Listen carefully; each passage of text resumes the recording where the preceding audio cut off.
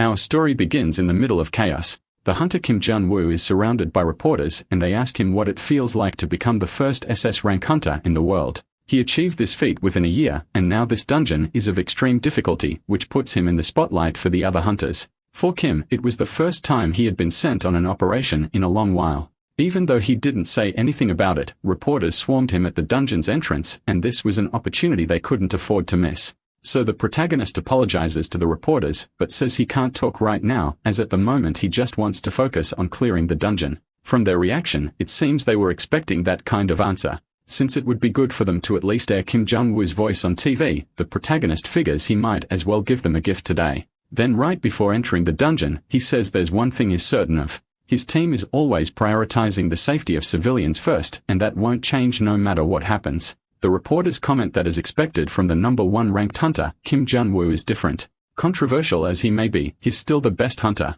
Kim says this should help leave a good impression on the public until suddenly someone asks what he has to say about the assault incident involving the janitor. The protagonist turns around and sees who asked the question. That individual brings up the incident where Kim allegedly assaulted a worker who was cleaning the dungeon, saying he heard that Kim threw the man against the wall. Kim immediately asks what he means by that. The man accuses Kim of playing dumb, but insists he has solid information, claiming he's a close friend of the person who was assaulted. Sarcastically, he says that the world's #1 ranked hunter is really something, that he can beat up someone his father's age and not have a single article written about it. The other reporters are shocked to hear that and realize this is a sensational story. Kim Jun-woo is also visibly surprised. Still, he proceeds with his mission and leaves the rest behind talking to themselves outside. But the protagonist's anger is clear on his face, which makes his own team more tense. In the Republic of Korea, the Supernatural Dimension Management Association, let's just call it the association, is an institution built to protect the country and its civilians from dungeons and the monsters that appear within them.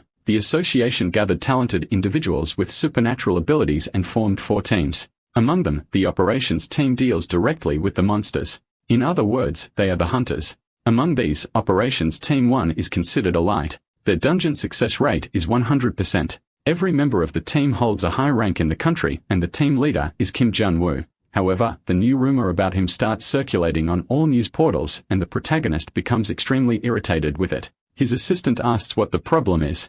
Kim asks if she really doesn't know and says he told her not to let that incident leak. She replies that she didn't leak anything, so Kim asks where this story came from because the internet is a mess. The protagonist asks where that reporter was from, and the assistant tells him he wasn't a reporter at all, just an ordinary citizen. Kim then asks how someone who's not even a reporter can cause such a stir. The assistant explains that the man is the son of the leader of the dungeon cleaning team, Park Gun-ta, the one involved in the incident.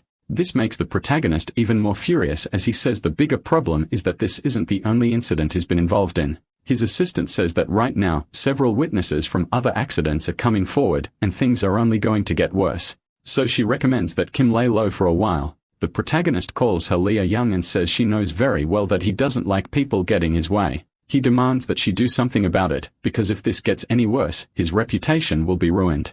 Miss Lee says she'll do her best. Kim says it's not like he's talking to a machine or anything and asks what the association had to say. Lee explains that the head of the association still hasn't spoken out since he's worried about other matters, but Kim says the leader hasn't said anything simply because he has nothing to say. And even after all of Kim's achievements for the association, the leader probably still wants him out. And if that's the case, he won't just sit back and take it. His assistant doesn't react, so the protagonist says she behaves like a robot and always says the same things. In response, Lee says there won't be any issues. Even if public opinion is a mess, his rank won't change. The protagonist says that's obvious. A flashback shows that after clearing the dungeon and reading those articles, his anger boiled over. His team members panicked and stopped him from going after the man who confronted him. Reluctantly, Kim got into the car headed for the association. Even though he calmed down a bit compared to before, his fury hadn't disappeared. He's a hunter who received an irresistible offer from the International Hunter Association. But years of achievements were suddenly rendered useless, which only fueled his anger even more.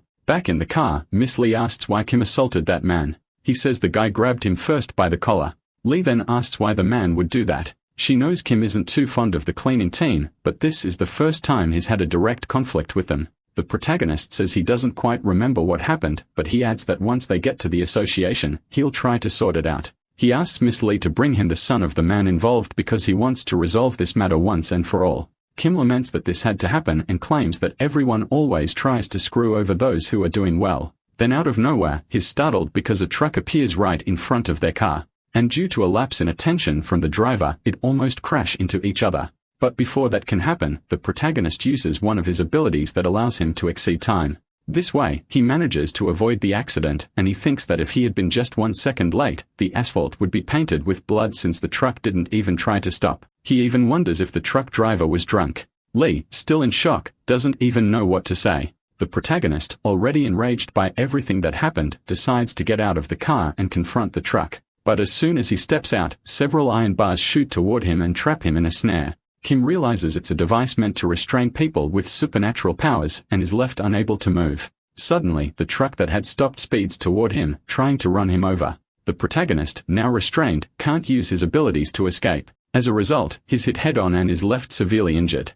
However, another truck appears from the opposite direction aiming to crush him completely, and it succeeds as both trucks slam into the protagonist at once. As if that weren't enough, a massive explosion follows, completely destroying both vehicles. Amid the flames, a silhouette can be seen. The still-living protagonist mutters that this day just keeps getting worse, and asks who dares to challenge him.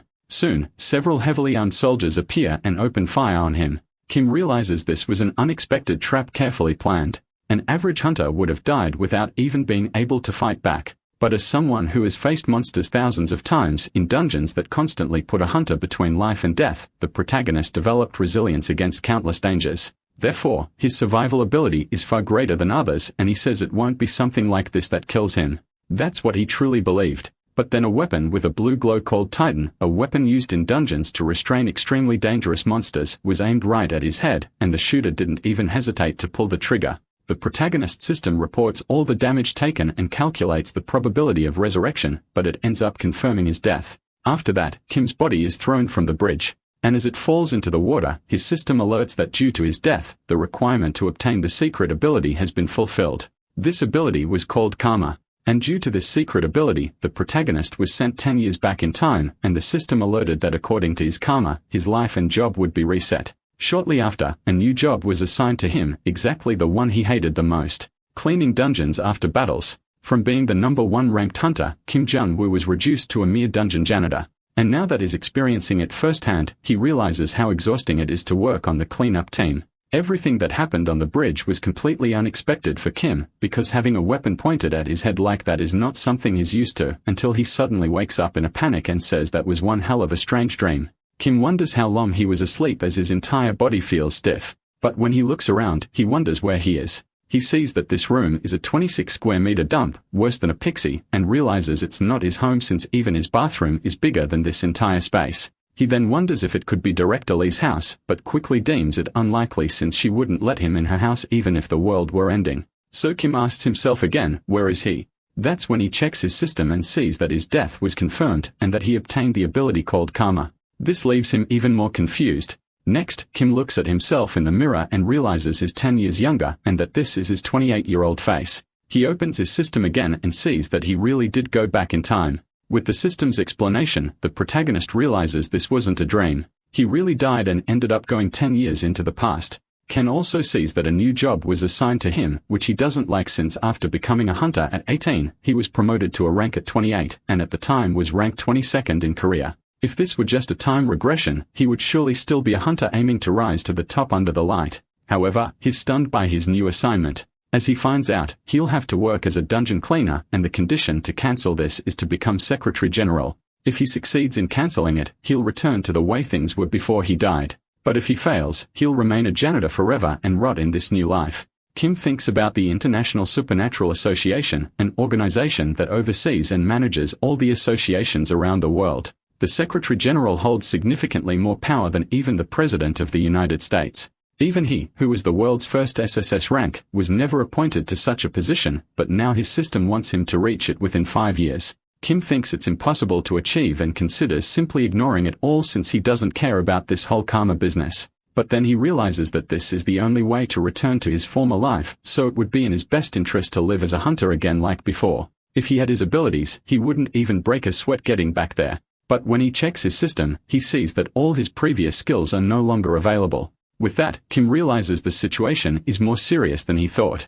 Then his system notifies him that he has obtained a new ability, which gets the protagonist a bit excited. But the system warns that the ability is a passive learning skill that gives the user an obsession with cleanliness. Upon reading this, Kim becomes furious and starts yelling alone inside the house. After thinking it through, he concludes that after dying, he woke up 10 years in the past and went from being an SS rank hunter to a dungeon janitor in the blink of an eye. On top of that, all his abilities were blocked, and all the achievements of his previous life vanished. Now Kim wonders what he should do, and whether he'll actually work in cleaning. However, he clings to this pride and the memories of his past life since that's all he has left. More than that, he first needs to find out who were the men who killed him because he's sure that wasn't a normal squad. Kim wonders if it was a private guild or someone from the association. If it wasn't either of those, he has no idea who it could be until suddenly his phone rings, an unknown number is calling, and the protagonist decides to answer. On the other end, the person says they are Park, the team leader. Park asks if Kim is too busy to come in for work today.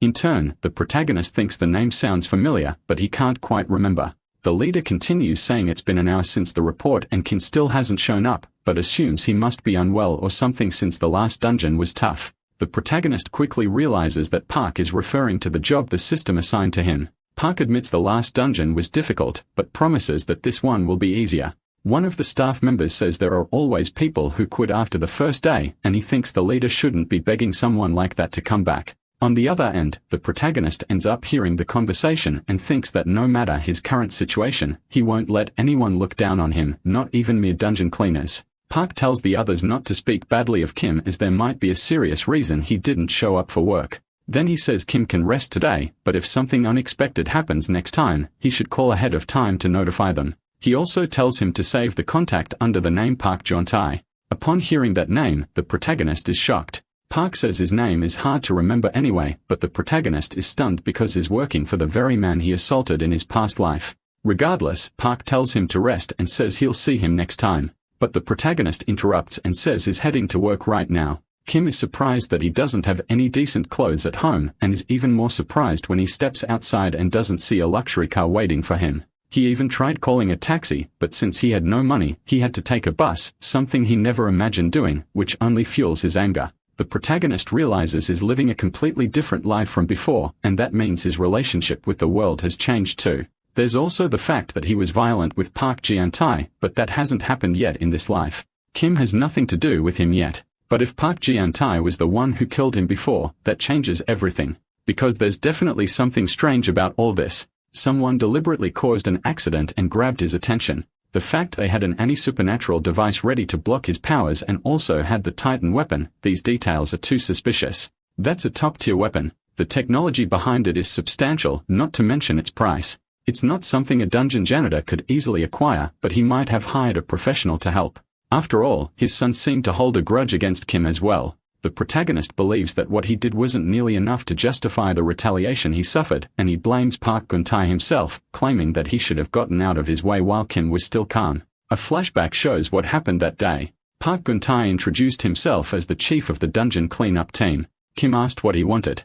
Park said he heard that Kim suggested reducing the number of janitors at the top level and explained they were already struggling with staff shortages. So reducing the number of workers would make the job even harder, but Kim asked why he was being bothered with that. He claimed it was just a suggestion and that he didn't have the authority to make such decisions. That was the responsibility of the regulation team, so Park should take it up with them. But Park argued that everyone knew how influential Kim was and that his words carried more weight. That's why he begged him to take it back and reconsider the suggestion. At the time, the protagonist assumed his suggestion might reach the cleaners eventually. He just didn't expect they'd come after him personally to complain. Above all, just by looking into Park's eyes, it was obvious that continuing the conversation would only irritate both of them even more. So Kim said that lizards cut off their tails as a defense mechanism, claiming it's highly efficient, and asked Park why he thought that happens. Kim said it's how lizards survive.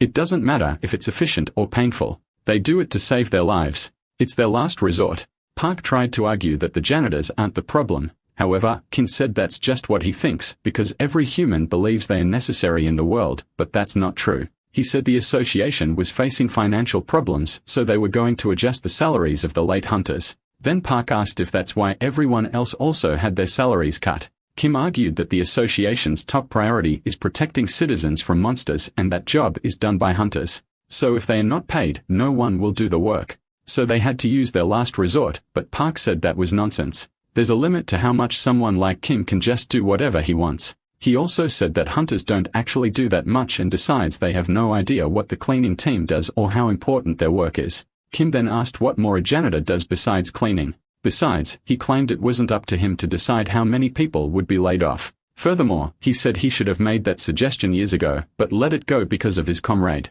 Though now that no longer mattered. However, before leaving, Park asked if the association's priority really was protecting people, claiming that janitors are citizens too and also deserve to be helped. That deeply irritated Kim. He turned back and said he thought he'd already said enough, but apparently, the janitors still didn't get it. He also said they should be thankful they are not out there fighting and risking their lives since they get paid to clean safely from the sidelines.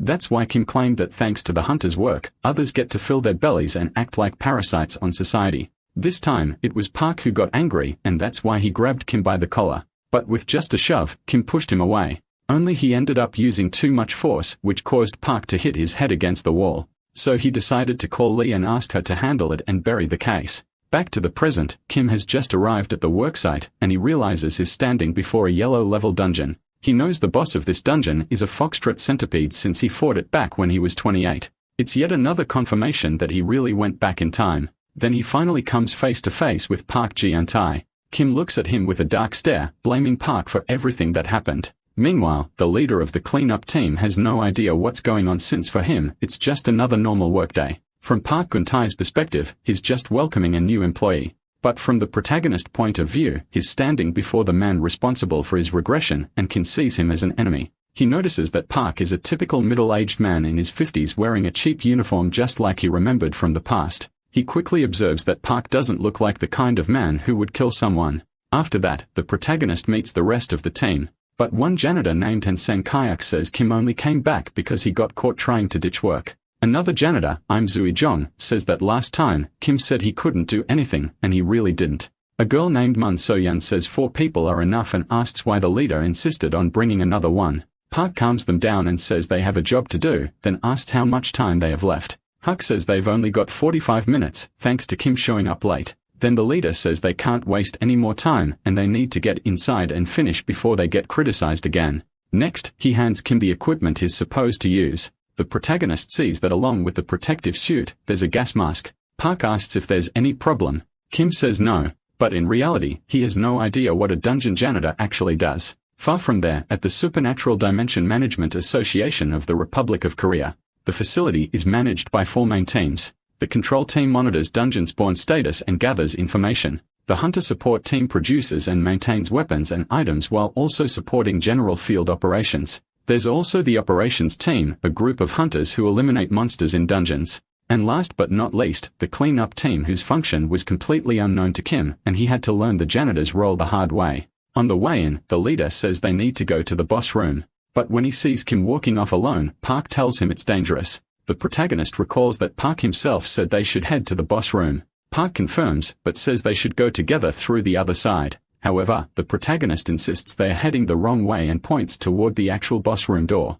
The others don't quite understand what Kim is saying. Even Mun So-yeon says that if he doesn't want to continue, he should just say so because they can't waste more time and don't need someone slowing them down. Han Sang-hyuk tells them to ignore Kim and move on. Before leaving, he shows the protagonist the map given by the control team and tells him to see the boss room with his own eyes. The protagonist knows that a clear dungeon is mapped by the hunters assigned to the operation, so the map is considered reliable among them. Even so, he claims the map is wrong and walks in the right direction. Kim thinks that he barely interacted with the control team before and now realizes they don't do their job properly. Han Sang-hyuk gets extremely irritated with Kim and the team leader asks how the protagonist can be so confident that he's heading the right way. Kim says it's not about confidence. He states he knows who is responsible for clearing the dungeon. Park doesn't quite understand what he means. But for the protagonist, it doesn't matter, because he knows that even if he's telling the truth, they wouldn't believe him. So he changes the subject and just asks the rest of the team to move on. The leader is the only one who trusts the protagonist since the others are constantly suspicious of him.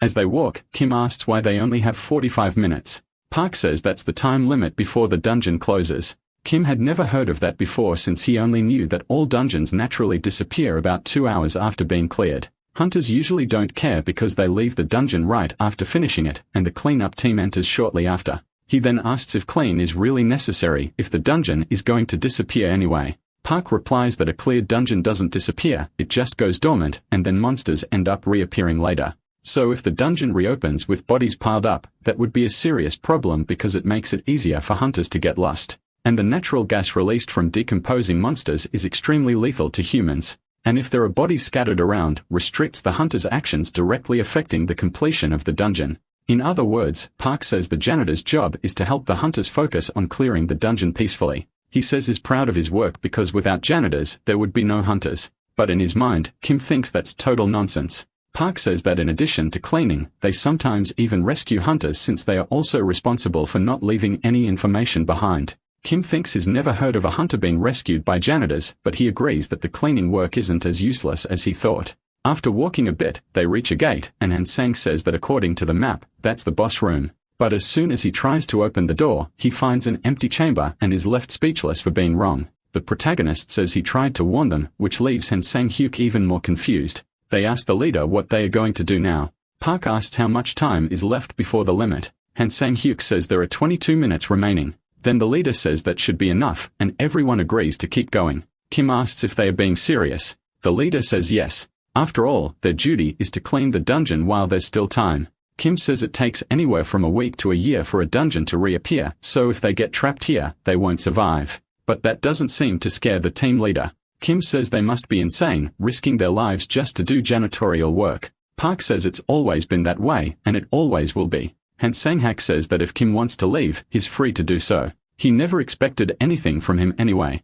He also says this must be Kim's first time in a dungeon, and that for him, cleaning means nothing. Even Mun So-yeon looks at the protagonist with disdain, and is left alone, not knowing what to do. Meanwhile, Kim thinks that in 15 years as a hunter, he never failed a mission, and as a result, reached number 1 in the global ranking. So he affirms no one can speak ill of his dungeon career. Being looked down on by janitors infuriates him. That's why he decides to show his knowledge and says there's a small passage to the boss room. Hansang Hyuk says Kim is talking nonsense again, but the protagonist tells everyone to shut up and just listen. He states that the distance to the boss room is about 500 meters, but if they take the shortest route, it'll take only 8 minutes or even less. Then he tells the others to either follow him or leave. Soon, the protagonist starts running, and the group follows him through the corridors until shortly after they reach the location Kim claimed was the entrance to the boss room. The entire group is surprised because they see with their own eyes that Kim was right all along, since in the room, there lies the centipede's body. Looking at the condition of the room, Kim deduces that the battle was intense.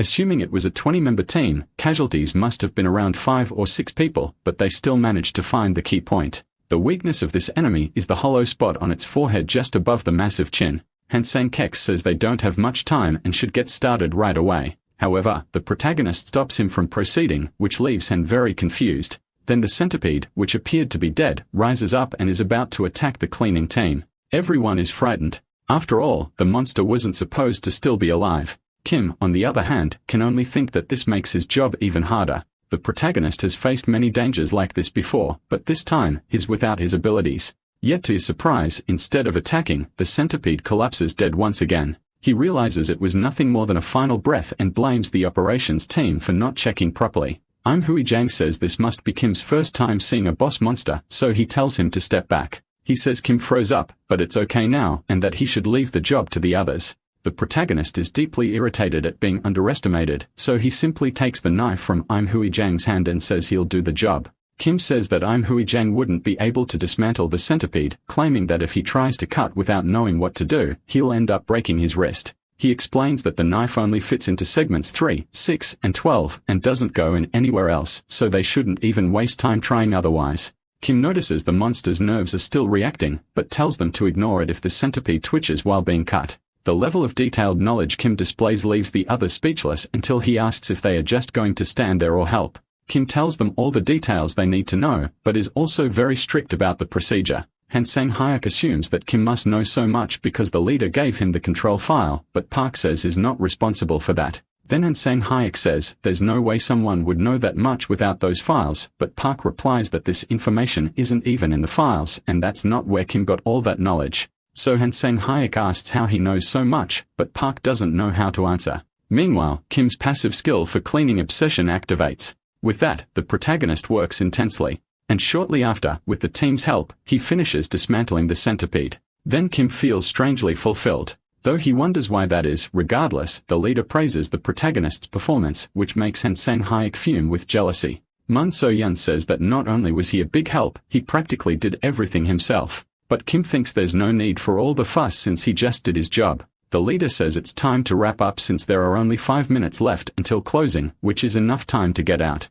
So they begin heading to the exit, and Park says it went more smoothly than expected, thanks to Kim. Until the protagonist notices one of the trash bags has ripped and blood has leaked onto his foot. Park asks if he really stepped on after being told to be careful. But Kim says it's nothing and just asks everyone to step back. The protagonist knows this blood is sticky like glue, and even a seasoned hunter can get stuck if they are careless. However, the blood is weak against heat, so he believes he can easily melt it with his fire ability. But the moment he tries to use the skill, his system reminds him that all his former powers are currently locked, and Kim is left not knowing what to do. Park then tells the others to bring a rope.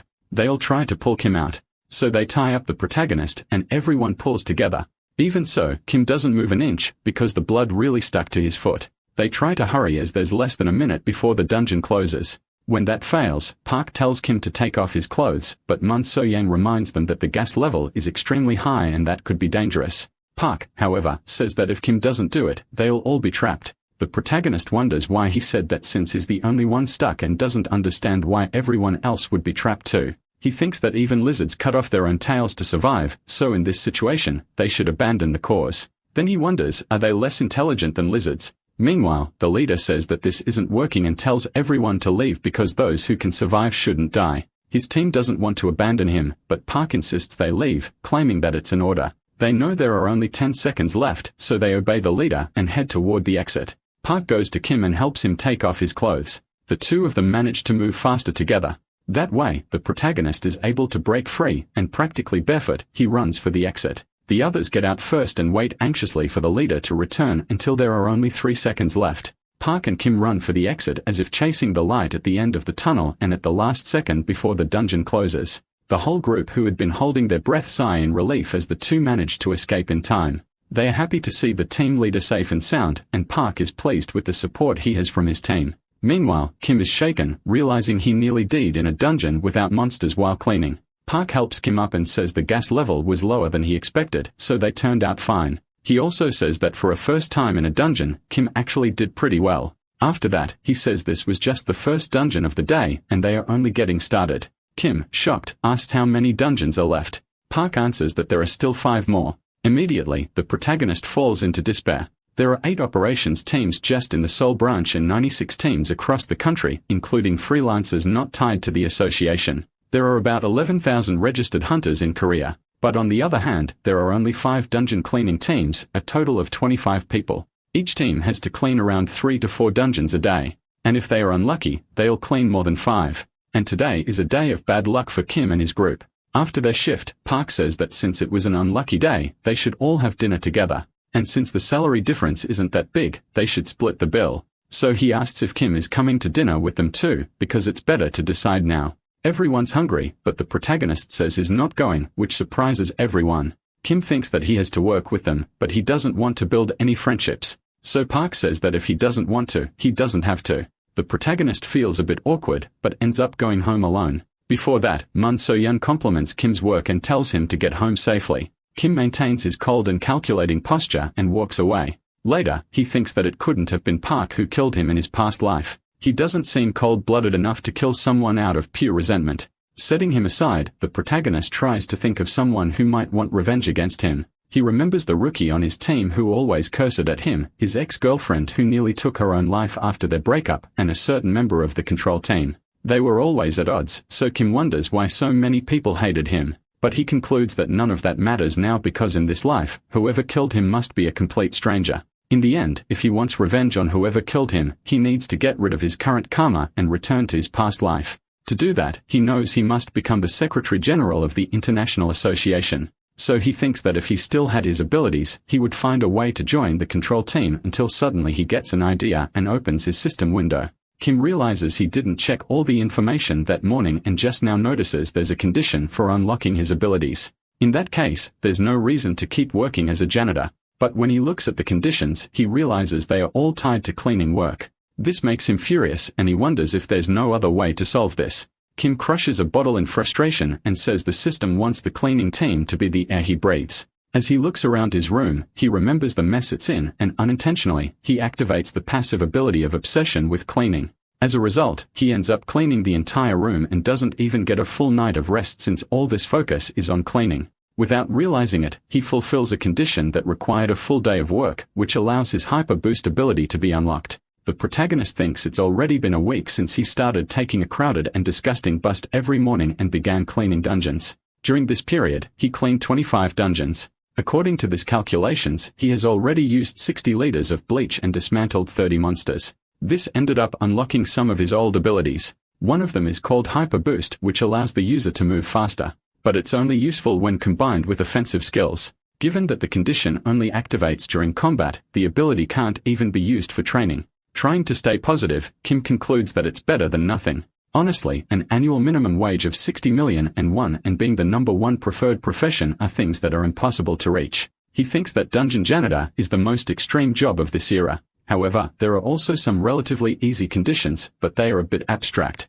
What's particularly easy is to increase the association's interest. Kim thinks that if he was still the former SS rank hunter, cooperating in dungeon clearing and providing information related to the next 10 years would skyrocket the association's interest all at once. But now that wouldn't be possible since they wouldn't believe the word of a mere dungeon janitor. With that, the protagonist considers the possibility of contacting his old team and first trying to build a relationship of trust. However, he knows that there are more than 10,000 hunters in Korea and it wouldn't be easy to find his former teammates. Unlike his past life, now the protagonist is just an ordinary citizen. And just like everyone else, he can't afford to get lost in thought. Otherwise, he'll miss his bus stop just like he did now. After a while, he manages to arrive at the next dungeon site, but he sees only 2 of his team members and asks where the others are. Han Sang-hyuk says they ran out of cleaning supplies and the boss went to buy more, while Hui Jeng took time off for personal reasons. The protagonist says they should have started work 10 minutes ago and asks why Park only went to buy materials now.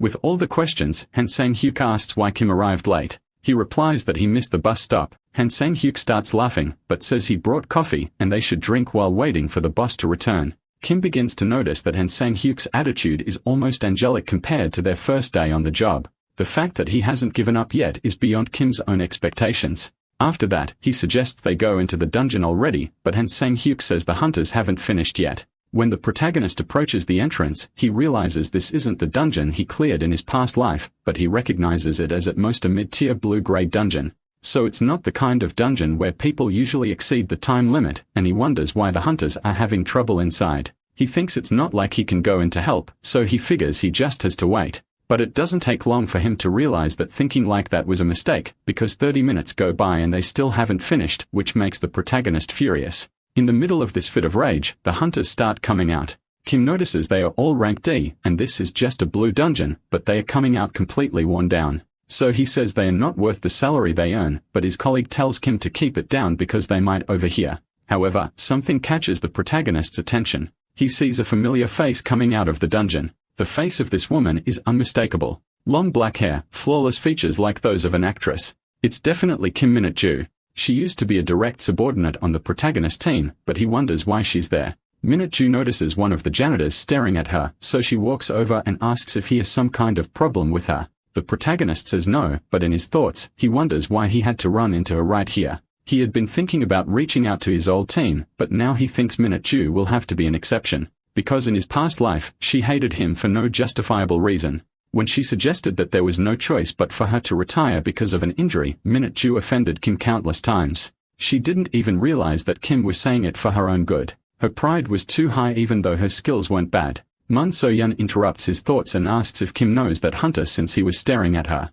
Kim replies that he doesn't. He just thought she looked like someone he knows. So-yeon understands, but says his expression toward the hunter looked rather threatening. She immediately thought it might be an ex-girlfriend. Annoyed, the protagonist asks what she's talking about, but Mun So-yeon says it was just a joke.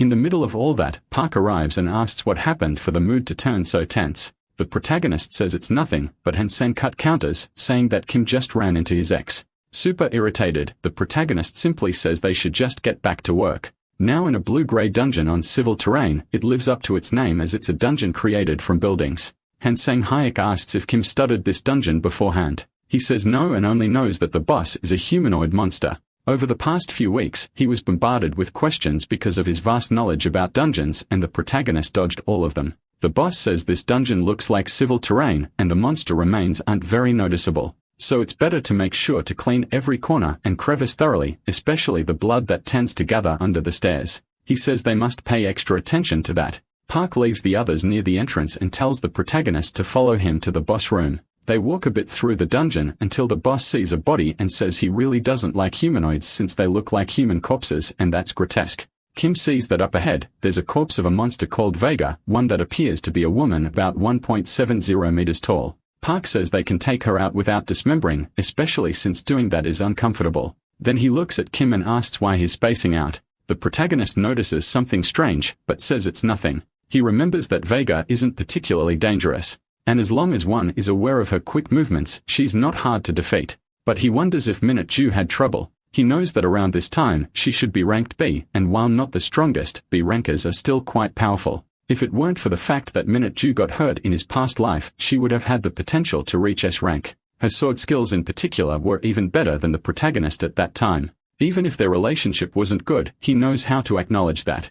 And he thinks the Minju he knew would never have had trouble with a blue-gray boss. However, the protagonist believes they have nothing to do with each other now. And he even imagines he'll never see her again until he sees some sword scars on the body and gets a strange feeling. Soon, a major question hangs in his mind. After a long day of work, at 5 in the morning the next day, the cleanup crew is called again. Kim thinks they've been unlucky 3 days in a row and only managed to sleep 2 hours before being summoned again. He thinks that even when he was a hunter, he never had such a tight schedule. And to make matters worse, the hunters hadn't even exited the dungeon yet. The whole group complains about this, but the boss says that as long as the hunters don't leave, they can't do anything but wait. It's already been an hour past the set time, so everyone is irritated. Then the protagonist looks at Mun So-yeon and says she looks really tired. So-yeon says she's fine and claims she's always been full of energy. Either way, Kim tells her to take it easy because he can see the exhaustion on her face. Then the hunters start to exit. And in the middle of them, Kim Minju appears.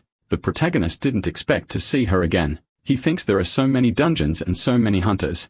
So why do they keep running into each other? Then the two of them stare at each other. The protagonist notices this and tries to play it off. Not just him, but Minju also seems bothered. She then tells Kim not to get in her way. The protagonist immediately calls her a rude brat. But as he watches Minju walk away, he remembers the corpse from earlier and he wonders if he should tell Minju. Kim hesitates because he doesn't want to care about this. Just thinking about his past makes his blood boil. A flashback shows that in the past, Kim visited her in the hospital right when Kim Minju got injured. When he arrived, Kim thought that as her superior, she should stand up to greet him, but still asked how her recovery was going. Minju said she wasn't too sure and that she had just undergone surgery. Kim immediately asked how someone who uses a sword could ignore a muscle inflammation and let it deteriorate. He also said she should have developed better use of her left hand and claimed that blindly relying on one arm is what destroyed her shoulder. In turn, Minju asked why he didn't say that earlier. The protagonist quickly said she was only saying that because she regretted letting things reach that point and claimed that in that condition, she could no longer be a hunter.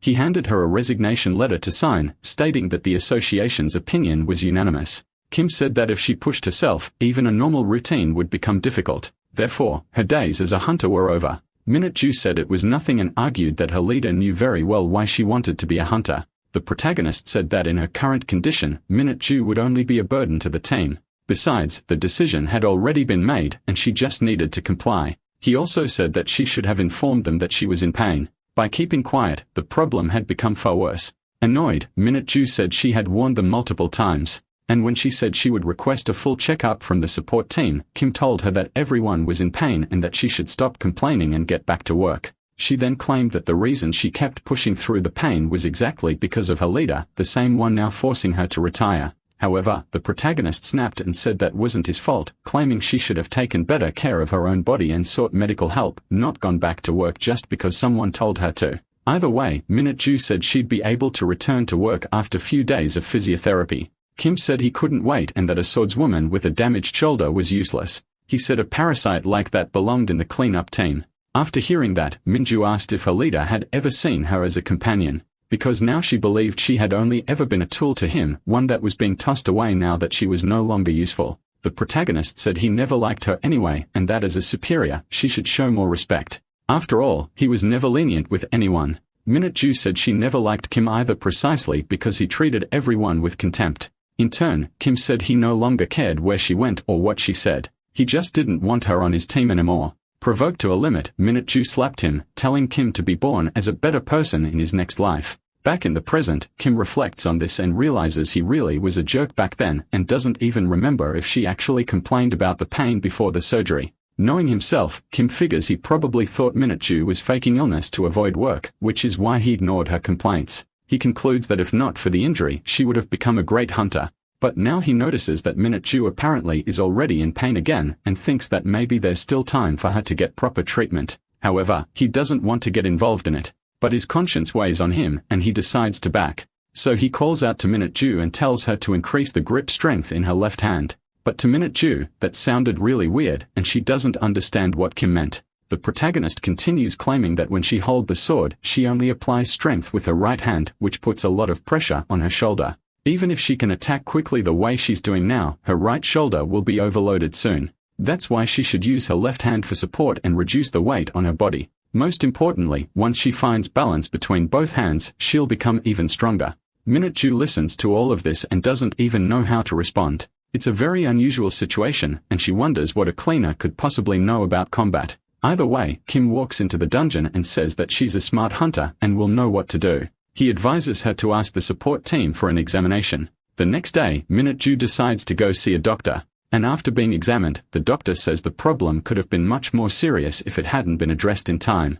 That surprised her a lot since Minju didn't really believe the words of that stranger. The doctor says her shoulder is inflamed. It's nothing too serious, but if it had been neglected, it could have turned into a major issue. He says he'll prescribe some medicine, but insists that correcting her posture is the most important thing. With that, Minju remembers that the janitor said the exact same thing, and she's left wondering how he knew that. Back with the cleaning team, they finish another day of hard work until Han Sang-hyuk calls out to Kim, but the protagonist says he's tired and not in the mood for idle talk. But Han Sang-hyuk asks how he could make his ex-girlfriend wait for him to finish working this late. Minju had gone to the dungeon to speak with him, but Kim takes a while to process it and wonders what she's doing there. Kim asks why Minju is there at this hour. His group is quite surprised. The boss says to give them some space and walks away with the others, leaving Han Sang-hyuk jealous. The protagonist then asks what Minju wants, saying he needs to hurry and catch the last bus. Without saying a word, Minju simply points her sword at him, then she asks how he knew about her injury.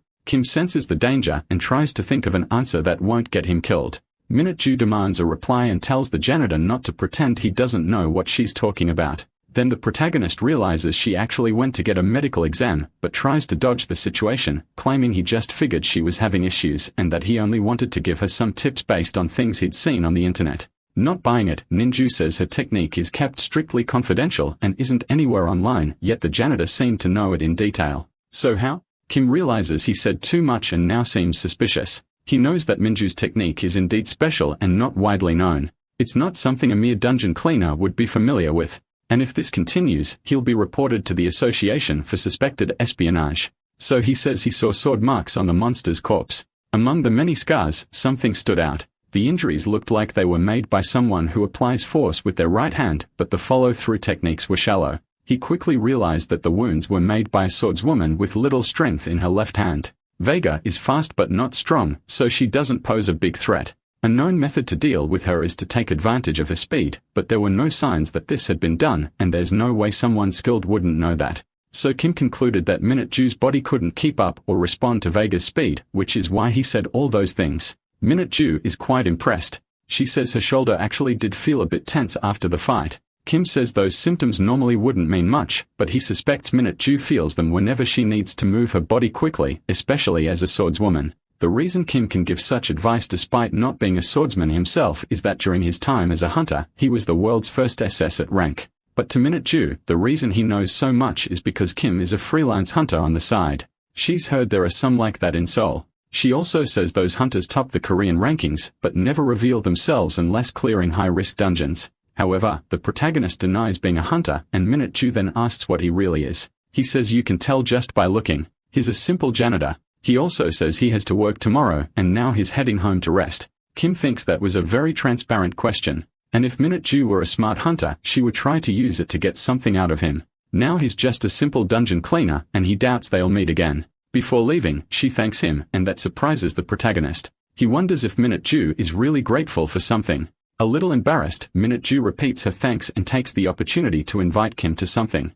Sometime later, she goes to the association to request a break and says even the support team thinks it would be good for her to get some rest. The captain asks if this is because of the test results she received. Minju replies, yes. He is Lee Se-young, captain of the operations team, and says he never even considered it a possibility. Minju argues that she intends to improve her skills during the break, but she doesn't convince the captain and he asks if she's planning to travel with a boyfriend or something like that. Minju insists she's not. She says she needs to learn some sword skills before returning to work. Lee asks if she's going to some academy. Minju says no. She's going to take private lessons. Her captain asks if she knows a master who offers private lessons.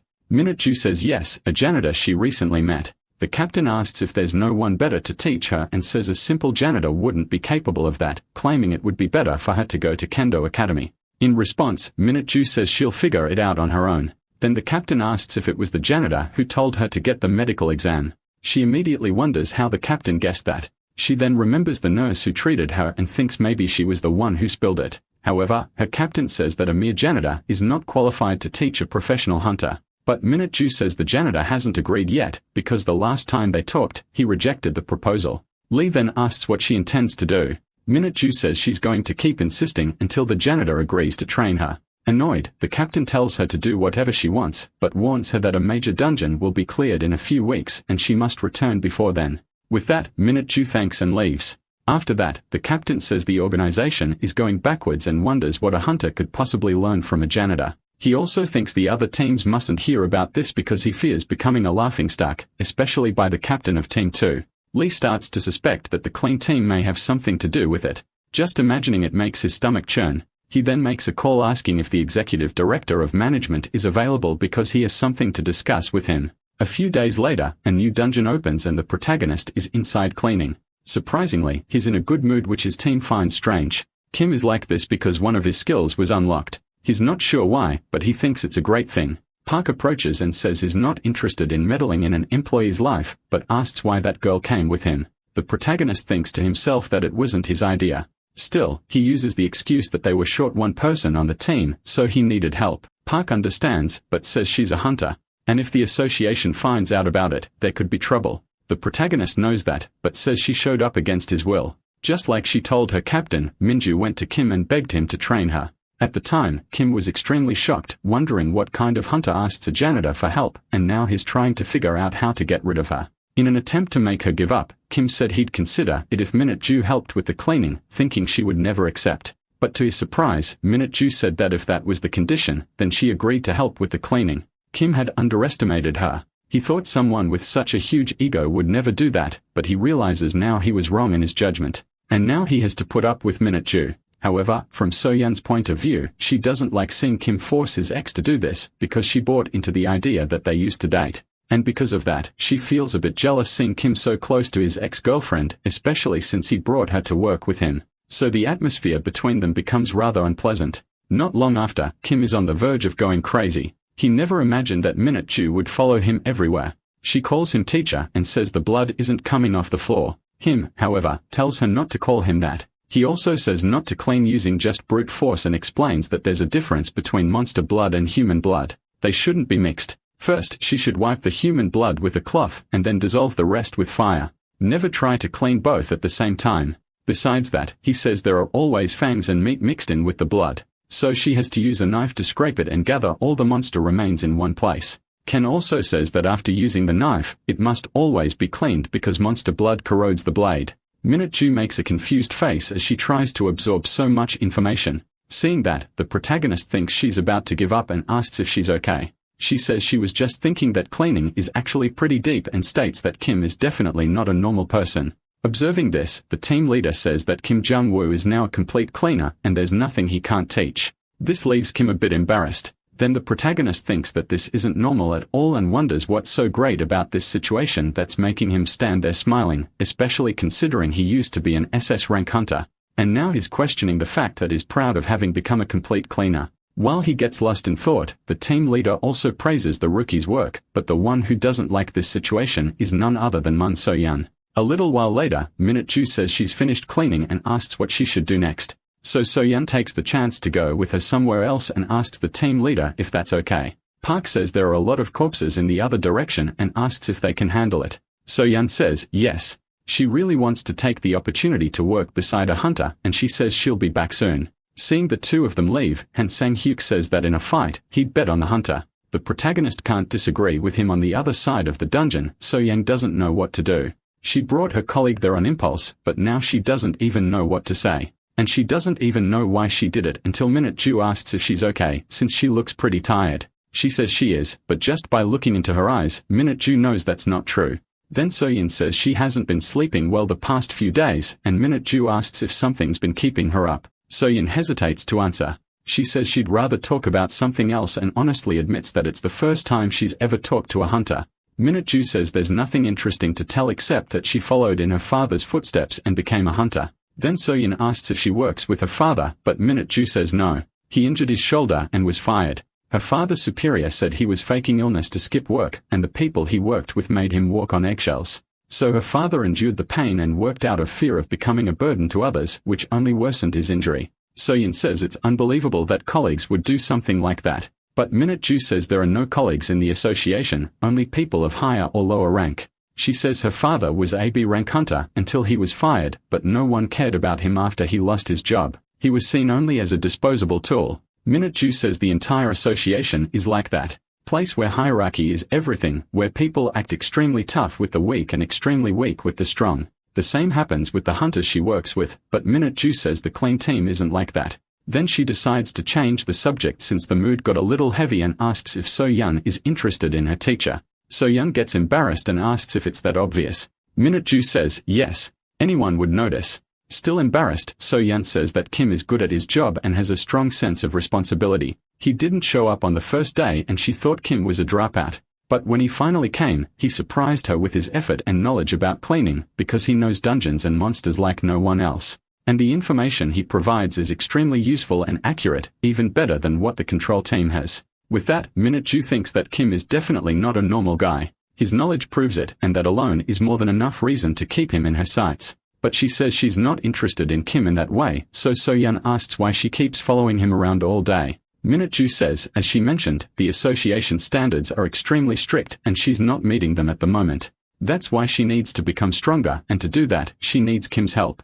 That makes So-yeon realize she had misunderstood the whole situation, and she asks if that means Minju isn't Kim's ex-girlfriend. Sometime later, they decide to return. Seeing the behavior between the two of them, the protagonist asks since when they'd gotten so close. Park, in turn, says that the boss here is a poisonous monster and warns everyone to be careful. Because if the poison comes into contact with the skin, it'll be dangerous. But overall, they shouldn't worry too much. He calls So-yeon's attention and says she's slower than usual, asking if everything is all right. She replies that her uniform is a bit uncomfortable and the mask is making it hard to breathe, but insists it won't affect her work. Han Sang-hyuk asks if it's not time to replace the equipment and suggests the boss request a budget increase from the association. Park understands how important safety at work is. He says he already tried to do that, but the association claims it doesn't have money for it. Either way, he tells them to use what they got for now and to go ahead and enter the boss room. As soon as they open the door, they find a pile of bodies and among them, the main one, the boss's corpse. Park reminds everyone not to expose their skin. The protagonist knows that a giant slime looks harmless, but if you're exposed to its poison for too long, you'll be contaminated. The time limit is only 5 minutes. If you're poisoned in this dungeon, there's no hope, and you need double the daily caution. Anyway, they begin working, and the team leader monitors everything. He notices that So-yeon is standing still. When he gets close to the girl, she collapses on the floor unconscious. This obviously worries the entire group. Everyone is startled. Then the leader realizes So-yeon is passed out, and she doesn't look good at all. Kim says her mask might be broken, and the leader says they need to get her out of there and call the support team. The protagonist thinks he should have warned her to be more careful before it came to this. Now he feels it's too late since there's no way the support team can get there within 5 minutes to apply the antidote. When poisoned, the person feels excruciating pain throughout the body, and eventually, the worst happens. Han Sang-hyuk tells Kim not to just stand there because they need help. Kim, in turn, tells Minju to grab his sword. She hesitates, not understanding what he's going to do. The others tell Kim to move and go get help quickly, but he says there's no time. He just needs Minute Ju to get the sword and says the cut will be quick. Minute Ju says it doesn't matter what he says. She's not going to cut So-yeon. She insists there must be another way to help her, but the protagonist says he's not asking her to cut So-yeon, but to cut him. The team leader panics, not knowing what Kim is trying to do. But Kim focuses on talking only to Minute Ju, trying to convince her. Eventually, Minute Ju agrees to equip the sword. She says she doesn't know what he's doing, but she performs the summoning anyway. At that very moment, he sees that Minute Ju is using a skill and tells her he didn't order that. He just wanted a regular cut.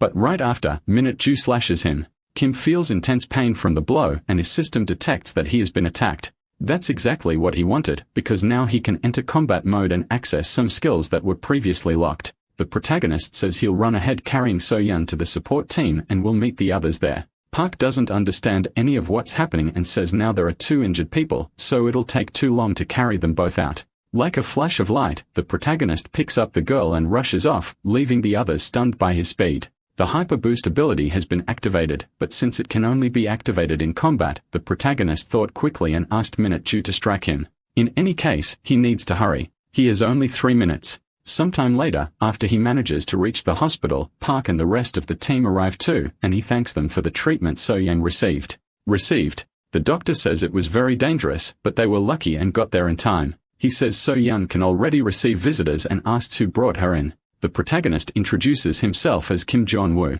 Then the doctor says that before leaving, he has to stop by the hospital reception to pay the bill, which irritates Kim since the girl only needed a few stitches. After that, they go to her room. Park says she really worried them and that she should have warned someone that something was wrong. Han Sang-het comments that for the equipment not to be working, it must have been really worn out. He also says that not replacing protective gear for over a year is dangerous, but the association only cares about hunters, not cleaners. The boss calls him out, but Han claims he didn't say anything untrue.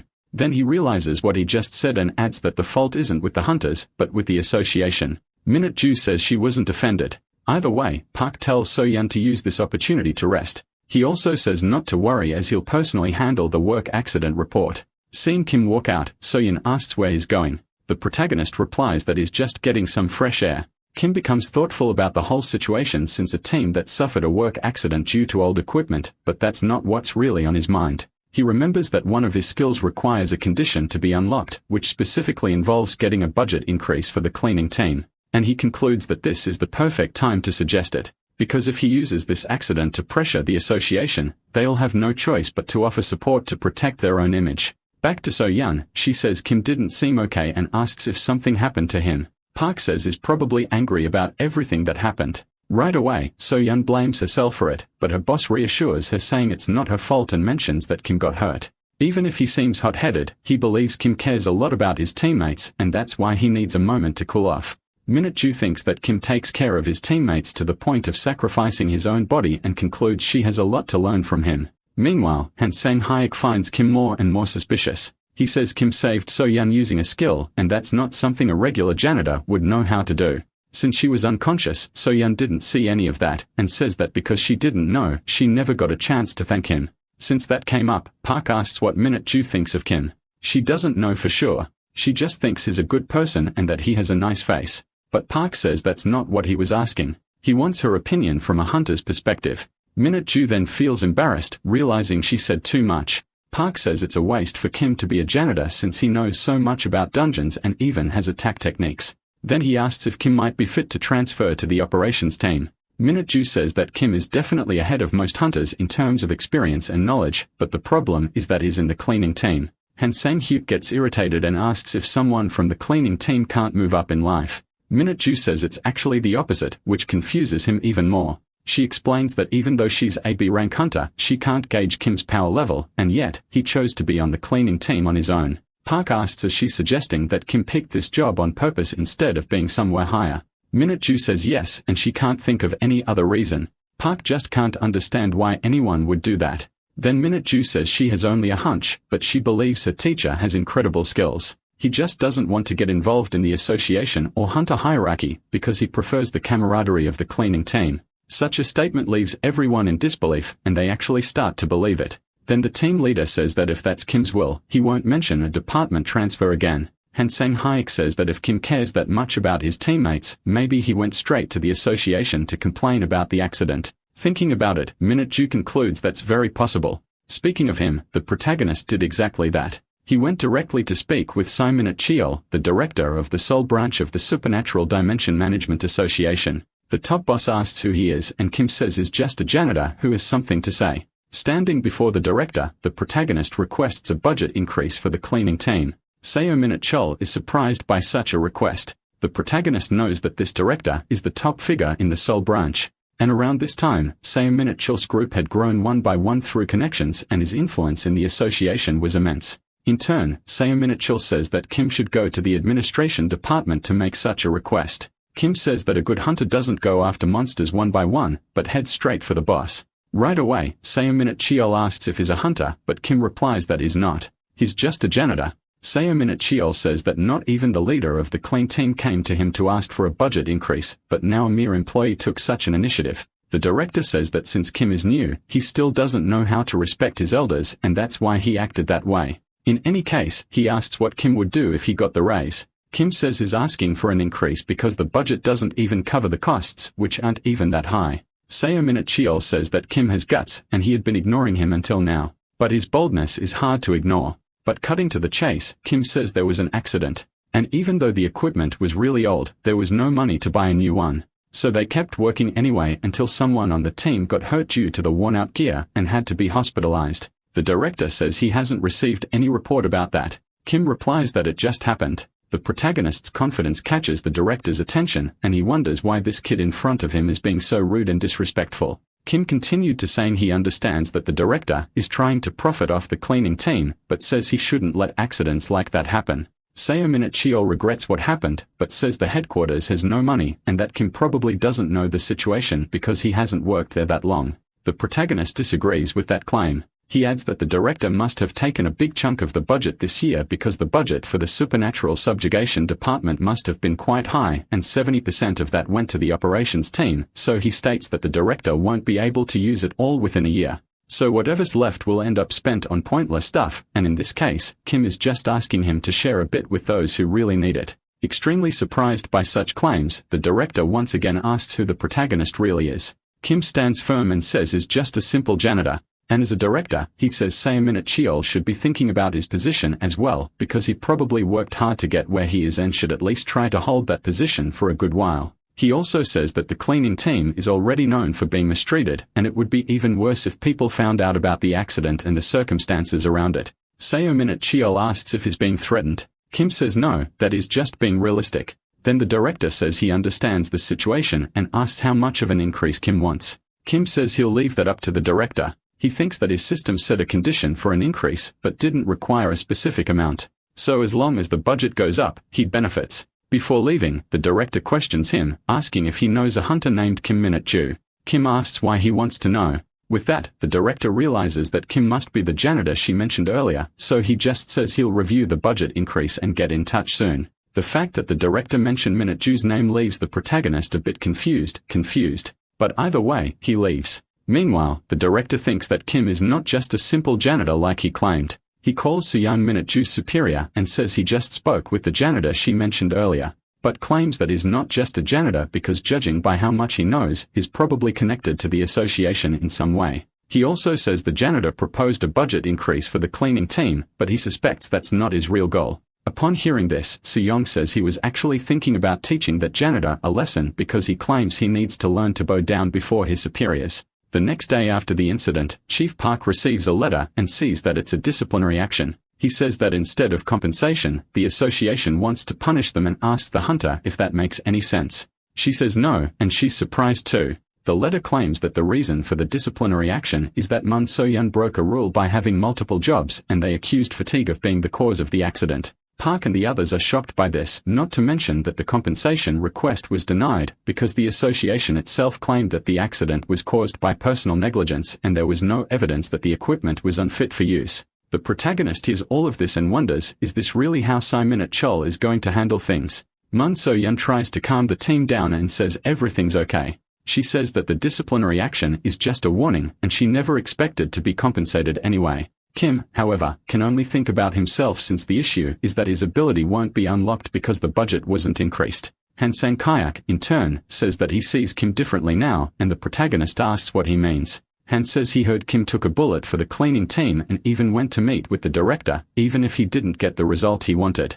That was seen positively by everyone in the group, but that's not what the protagonist wanted since being seen as a good guy is not part of his plan. Either way, the boss tells him to get started on another workday and warns everyone not to overdo it, especially So-yeon. Meanwhile, Kim thinks that he didn't ask for much and didn't even sue the association. But pointing out someone's multiple jobs as a problem was a low blow. He wonders if there's another reason why the higher-ups are being so extreme. And right then, Minju suggests it might be her fault. The protagonist asks what she's talking about. She says that the last time she spoke with her captain, she ended up mentioning the cleaning team. She then assumes he must have taken it the wrong way and is trying to teach them a lesson because of it. Kim asks what the captain's name is. She says it's Lee Se-yeon, the first captain of the control team, and asks if Kim knows him. The protagonist knows him well. He knows that Lee Se-yeon is a representative figure of Minju's faction and became a captain through connections precisely because he has no talent. So it's no surprise that he did this. Next, Kim tells his boss that he's taking the rest of the day off.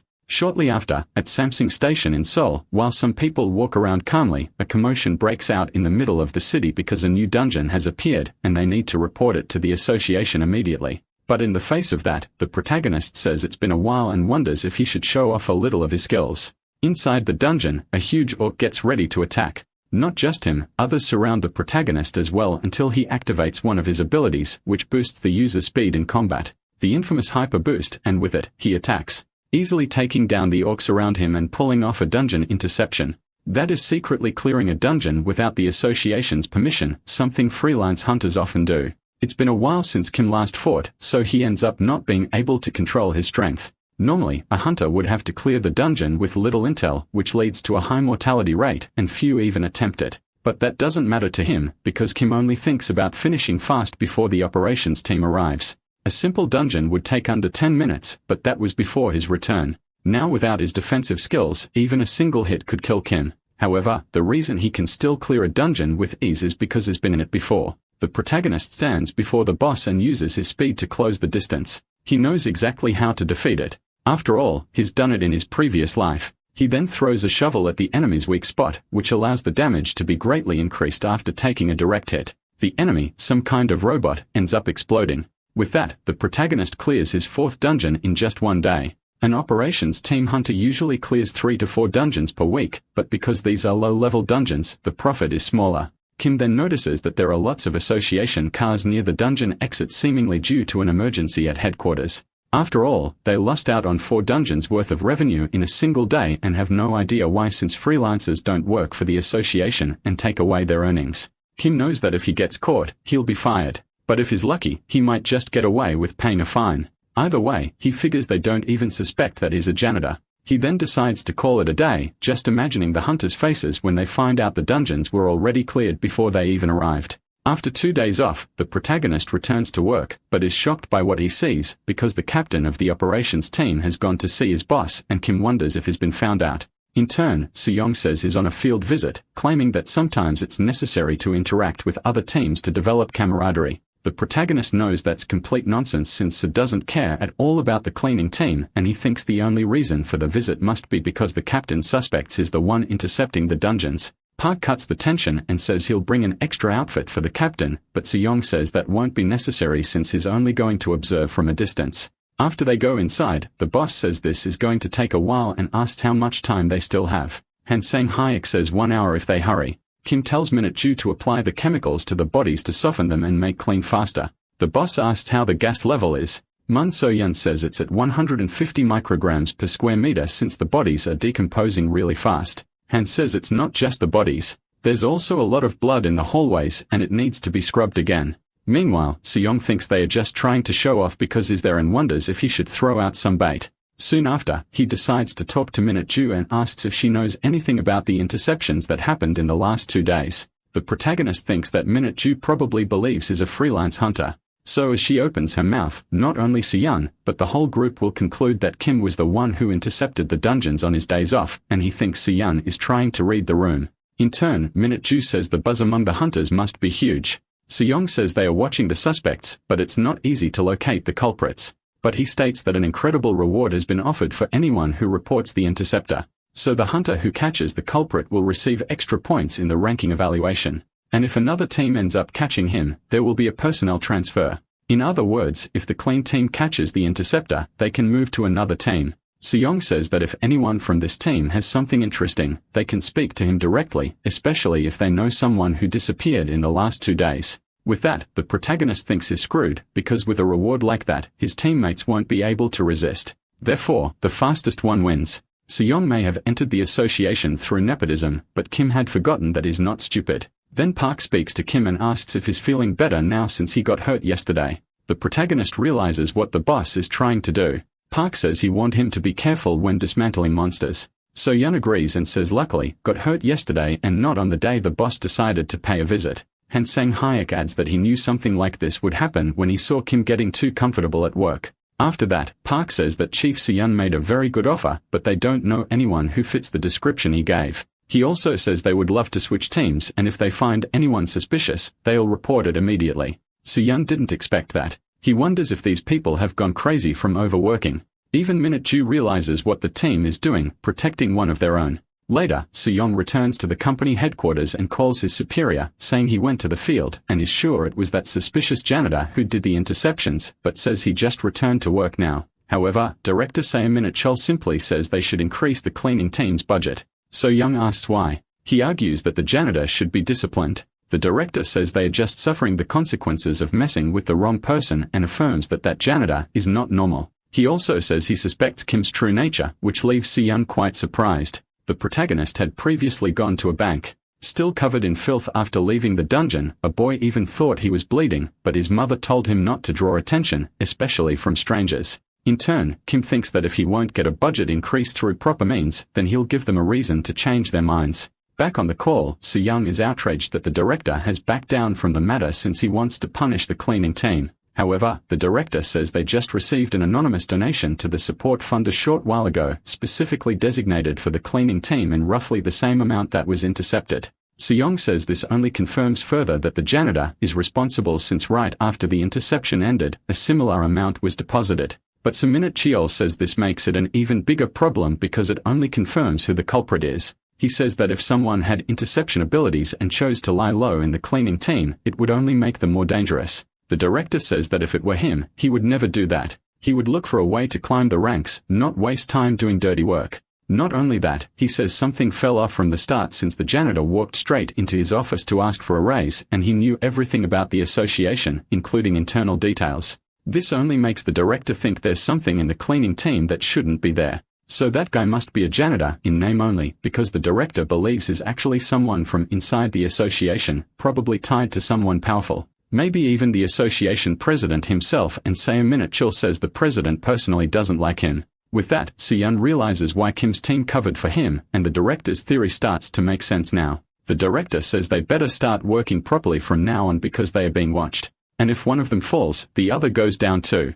Back to the protagonist, he thinks that apparently the interception case has been handled. Now what's left is for the deposit he made to reflect in the increased budget until suddenly he sees something unusual ahead. The team leader also finds it odd since they didn't place any orders. But when they open the boxes, they realize their new cleaning equipment. With that, Park asks what happened at headquarters for them to send this. For his part, the protagonist thinks that apparently his plan worked, and he sees that the association sent a letter. He figures it probably says that an anonymous donor sent the equipment, but he thinks that's a bit much for the amount he deposited. Until the boss reveals that the letter says the budget was increased by 200 million and won, an amount that the protagonist says is 10 times what he deposited. The letter states that after a careful review, the association concluded that the deterioration of equipment due to budget cuts had a serious impact on the accident. Therefore, headquarters decided to provide additional funds. They even apologize and offer an apology to Miss So-young in addition to reconsidering her compensation. Such a statement leaves everyone in the group completely stunned.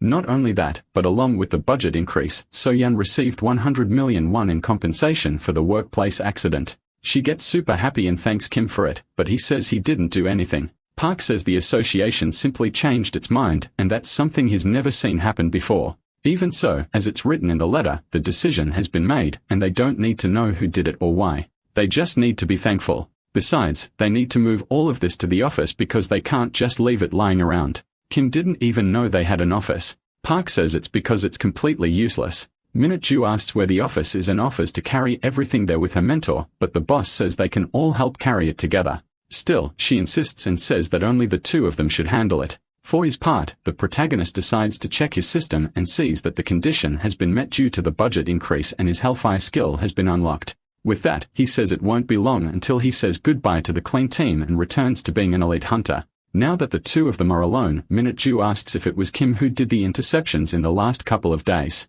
Kim says that if it were him, what would Minju do? She says not to worry. She wouldn't attack someone just to score some extra points. Minju also asks if he used the money from the interceptions to donate to the clean team support fund. Kim says yes. The hunter says the other team members probably know that too, but since it would get him in trouble, they have been careful about what they say. She also says that no matter how much a talented person tries to hide their abilities, it will always be visible to others because Kim's skill is at a level that can't be hidden even if he wants to.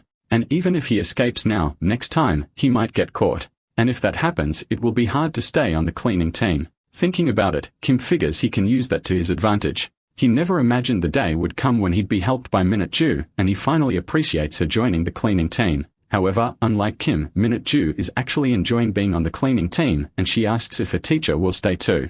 Kim is surprised by her reaction, but she says she'll help him stay on the cleaning team forever. Now Minju is a B rank hunter, but she says that if she reaches a rank, she can help him stay hidden on the cleaning team. But little does she know that the protagonist's intention is exactly the opposite. Sometime later, Kim notices the results of his dungeon interceptions because various graffiti start appearing on the walls. Not only that, but when they went in to clean, the mess was worse than usual with insults written on the walls. Monster blood was splattered everywhere and the bodies had been scattered around on purpose. Sang-hyuk gets angry and suggests going after those responsible. The protagonist says that's not a good idea and tells them to just forget it and move on. His suggestion isn't well received, but Kim knows that based on the circumstantial evidence, the hunters from the operations team did this. Kim would actually like to go after them, but he needs to avoid conflicts with the operations team to unlock more abilities and hopes they won't do it again. However, his expectations aren't met, because 3 days later, it still hasn't stopped. The cleaning team thinks this is unfair, and they suggest to the boss that they file a complaint against the operations team.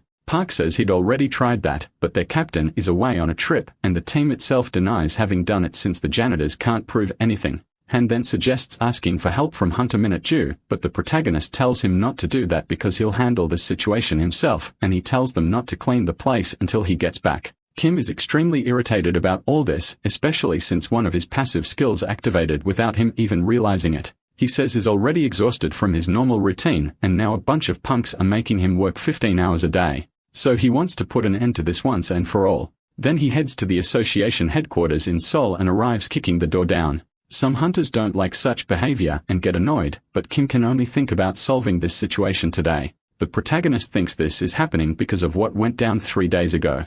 A flashback shows that when a dungeon opened, the operations team headed out. And upon running into the cleaning team, they started hurling insults. They didn't care at all whether the team heard or not, because they were pissed that their budget increase had affected other teams. After hearing so many insults, the cleaning team gets angry, and Han Sang-kuk tries to confront them. Until Minju shows up and asks who they are. The guys from the operations team, full of arrogance, treat her like a nobody. But Minju takes on a more serious stance and repeats her question. One of the guys says it doesn't matter where they are from and that she wouldn't understand even if he explained, until the other guy realizes who she is and says this is the Sunbu from their team named Kim Minju. Then they say they are very sorry and apologize. Minju asks why they are sorry and says not even she knew they were on the same team, and says that before apologizing for not recognizing her, they should apologize for acting like animals.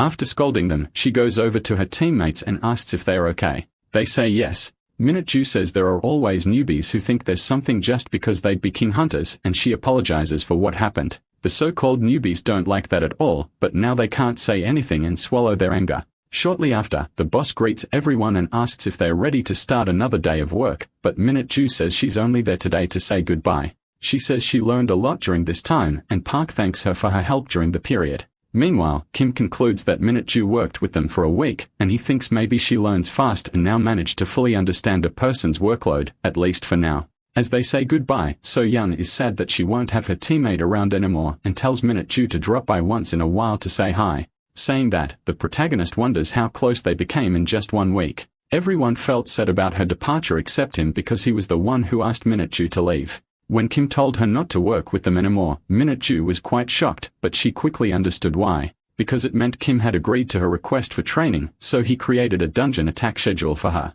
Believing that as long as Minju follows his guidance, she could reach Ranker within half a year. And since he himself can't be like he was in his past life, he plans to turn Minju into the best hunter and use her as a tool to negotiate with the association. Even after coming back, the protagonist still holds onto his selfish thoughts and sees people merely as tools. But not everyone is like him, because in contrast, Minju sees him as a mentor and thanks him for everything she has learned. She says that if he ever needs anything, he can call her anytime and ask for help. Either way, Minju left the cleaning team, and within a day, that vandalism began. Their boss went to headquarters to try to resolve the situation, but it only got worse since the troublemakers mocked him and escalated the vandalism even further. Turns out the protagonist knew exactly who the culprits were, and as soon as he finds them, he greets the first one with a clean punch to the face. Before the other could react, he becomes a target too.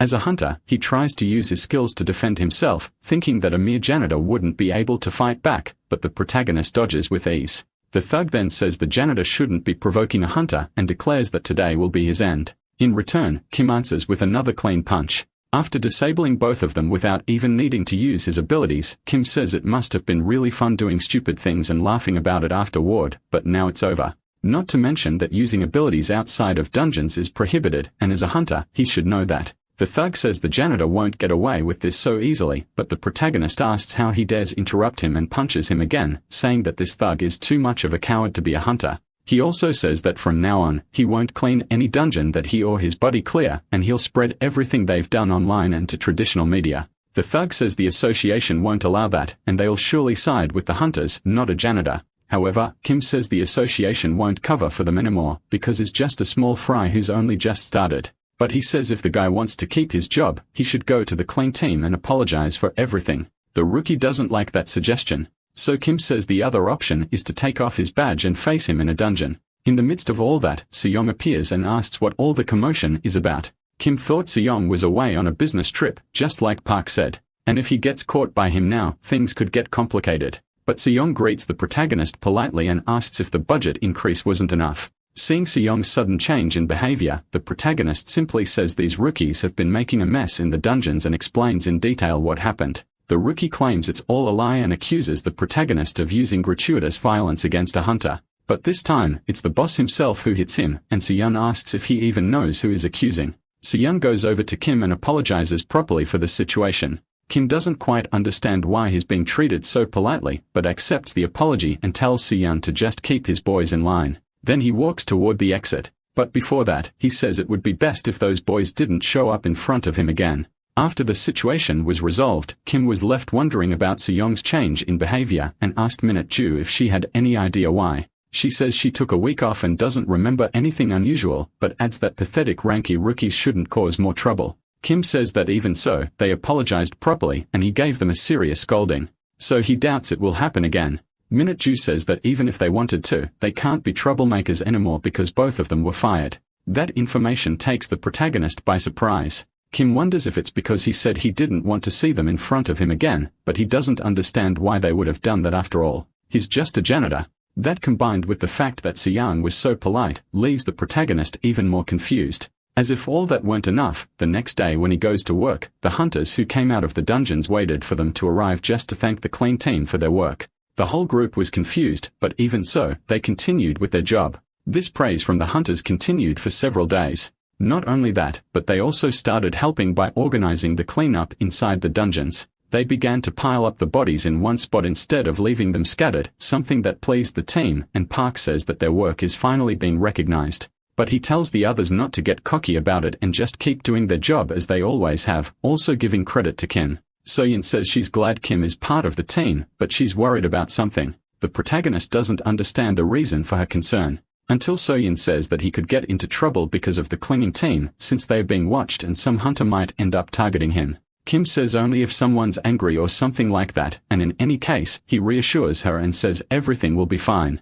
So Yang agrees and says it's not like Kim did anything wrong or anything like that until Han butts into the conversation and says that Kim asked for a budget increase, stepped over some hunters, and now the operations team is watching them. He then says that Kim might be behind everything since apparently he's someone so important that not even the higher-ups dared to offend him. The protagonist is quite surprised, but shortly after, he starts laughing and tells Han to stop joking around and get back to work. The scene cuts to Soo-young, and we see that he's apparently lost a few nights of sleep. One of his colleagues asks if he's really keeping an eye on the clean team. His name is Lim Dong-bin, the leader of Operations Team 2, and he says that Operations Team 1 was assigned to watch the janitors and finds that extremely strange. In turn, Soo-young says his colleague doesn't know anything and should just keep his mouth shut and not get in the way of other people's work. Dong-bin stays quiet. But before that, he asks if the president knows about this because there are some rumors going around. He also says that sometimes the best thing to do is nothing at all because that's how some people land better positions in the association. With his patience running out, Soo-young says that if his colleague is done talking, he can leave. But instead, Lim Dong-bin says he can handle everything if Soo-young wants, and says that the janitor who's stepping out of line needs to be held accountable and he can play the role of boss in his colleague's place. Soo-young asks what he intends to do. Dong-bin says nothing extreme, just what needs to be done, and not even the president could cover up a mistake that big. With that, Soo-young asks what cleaning team did wrong. Dong-bin replies, nothing yet. So Soo-young wonders what his crazy colleague is planning to do. Dong-bin asks if Young plans to babysit the cleaning team for the rest of his life, because as the leader of Operations Team 1, that's not right. Then Soo-young asks what his colleague wants and Dong-bin says he learns fast. Dong-bin says it's nothing difficult, because next week, Young's team will have a big job with a multiple dungeon in Yeongdongpo. Soo-young knows that a multiple dungeon is when a second dungeon opens immediately after defeating the boss of the first one. They are usually of regular rank, but the difficulty goes up since you can't leave until all the bosses are defeated. So preparations take about a month. It's so important that it takes that long just to build an operational plan. However, Dong-bin says he'll handle it. Soo-young asks if that's not too much for him. His colleague tells him not to worry and that the director has already given permission, so it's already decided. Dong-bin is the type of leader who steals other people's work and takes all the credit, but Soo-young knows he can't touch the cleaning team. And to him, it's obvious someone else would do it in his place anyway. And he thinks that if this opportunist takes over the clean team, that'll be one less problem for him. So he agrees with the plan, but says he doesn't want any problems on his side. Dong-bin agrees and he says he heard about a rising girl in Soo-young's team named Kim Min-ju. So he wants her in his own team after the mission is over. With that, Soo-young understands his colleague's true intentions, but says that if he wants her on his team, he should talk directly to Min-ju. Back to the protagonist, he takes the bus home. Meanwhile, he takes the opportunity to check his system and sees that the situation now is different compared to when he had just returned in time. Things are going well, and it has become easier to unlock abilities. Kim thinks about which skill he should try to unlock next. Until his phone starts ringing, he sees it's Min-ju and asks if something happened. Min-ju says they are heading into a double dungeon and she was chosen as the operation leader. Kim didn't expect a dungeon like that to appear this time of year, but he asks if that's really all. Because if she's the operation leader, it means her value as a hunter is rising. She says that's non-important and called to let him know that the clean team will also be part of the operation. The group heading to the double dungeon gets ready, but they're not happy at all since everyone is angry at the janitors for getting their salaries cut to raise theirs. And now they'll have to cooperate with the cleaning team, and there's nothing they can do about it. All of Park's team was summoned and went to the meeting. Until in the middle of it, one of the hunters decides to provoke them a little. For his part, the protagonist thinks all of them are rank B hunters, which makes them replaceable.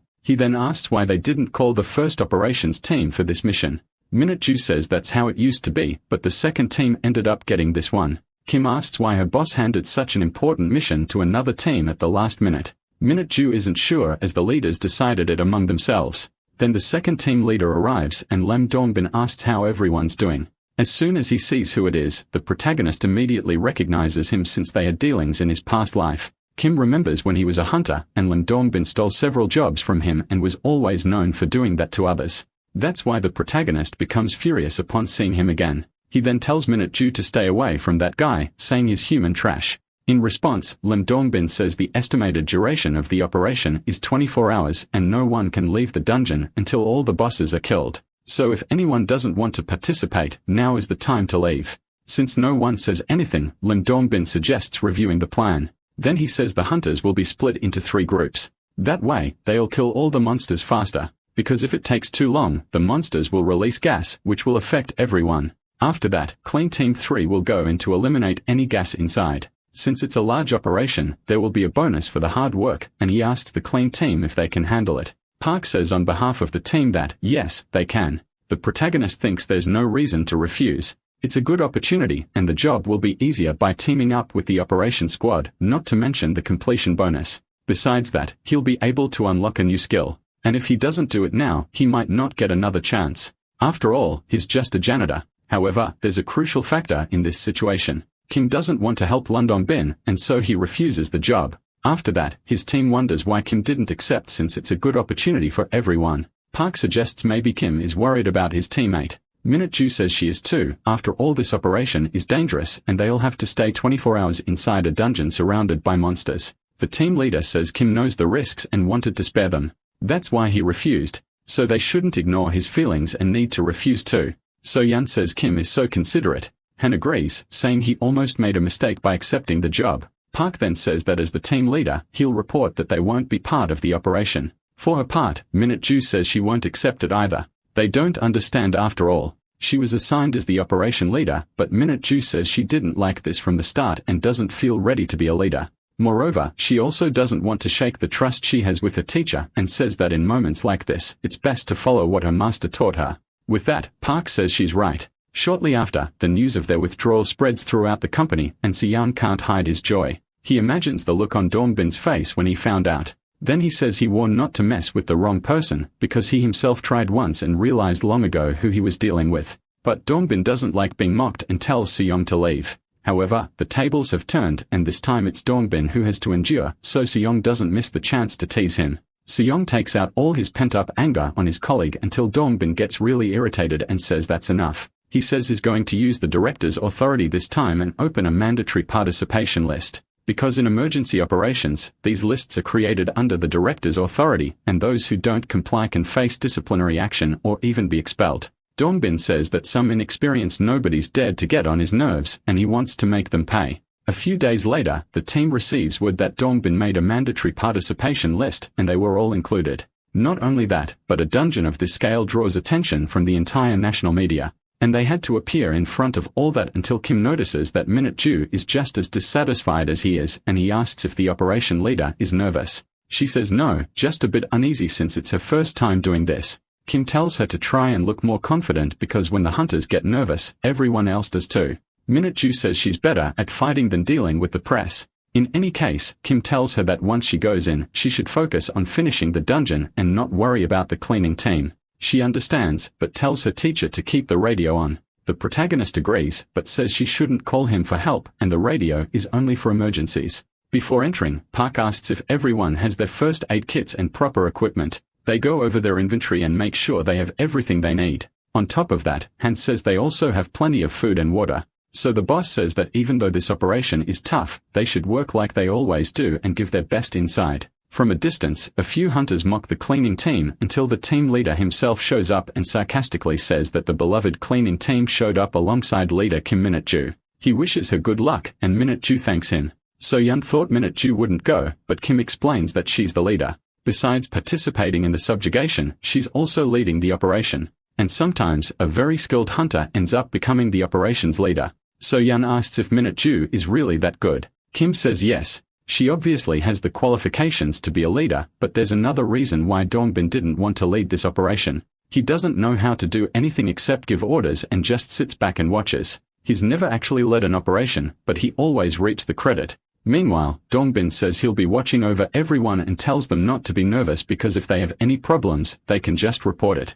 Minju says she understands, but Dongbin doesn't like the lack of enthusiasm in her expression. He also tells the clean team to be careful and warns them not to slow down the hunters. The protagonist responds with little enthusiasm that the clean team will do their best. Right away, Dongbin gets irritated with him too and wonders how long they are going to keep this up. Either way, he tells the operation leader to relay the instructions to the others. Then Minju says they'll be split into teams A, B, and C. Team A will go first, B will follow, and C will finish. That way, they'll move through the dungeon in this order until they exit, and the clean team will accompany them. They already know how dungeons work, so there's no need to worry about them. Even so, she says this dungeon is dangerous. and if anything happens, they should ask the cleaning team for help. The others can't believe what they just heard. Even the protagonist wonders what Minju is talking about. Dongbin says that the operation leader must be so nervous that she even got her words mixed up. Anyway, Minju says they should double-check everything before starting, because they'll enter as soon as everything is ready. The cleaning team stands before the dungeon entrance and they get ready to go in too, because they want to clear this dungeon quickly. Already inside the dungeon, the cleaning team is working at full speed. Mun So-yeon says she was a little scared at first, but now she finds it kind of easy. Kim says this job is like any other and there's nothing special about it. Han says he'd like to see the hunters fighting, but Park says there's no point in that because their job is to clean, not get in the hunters' way. He also says that now that they've finished dissecting the monsters, they should clean the rest because the gas can't be allowed to spread and the bodies need to be vacuum sealed. This is a large operation and they have to be as careful as possible. Normally, they would pile up the bodies and burn them. But since this is a real-time operation, that won't be possible. So they have to vacuum seal the bodies to prevent decomposition. They even cut them into pieces and applied some chemicals, a real professional job. Han, however, finds doing it that way more disgusting. He also asks when they'll stop to eat. The boss says they barely started and Han is already talking about food until So-yeon shows up with some chocolate bars and offers them to everyone. She also offers one to Kim, but notices he doesn't like being interrupted during work and backs off. But to her surprise, Kim says he'd like one of the chocolate bars. So he eats and Mun So-yeon enjoys seeing him like that, even imagines him as a cute animal. Park says that after that, he even feels better and will be able to work more. This is the team's first major job, and since they are doing what they always do, there's no problem. 8 hours later, the group has already sealed multiple pieces of monster remains. The hunter's job was easy, but the situation for the cleaning team was different. After 10 hours inside, they began to get tired. After 15 hours, Han fell asleep and hurt his hand. Fortunately, it wasn't a serious injury. On top of that, one of the bags containing monster meat exploded, and Kim got really exhausted trying to fix the issue.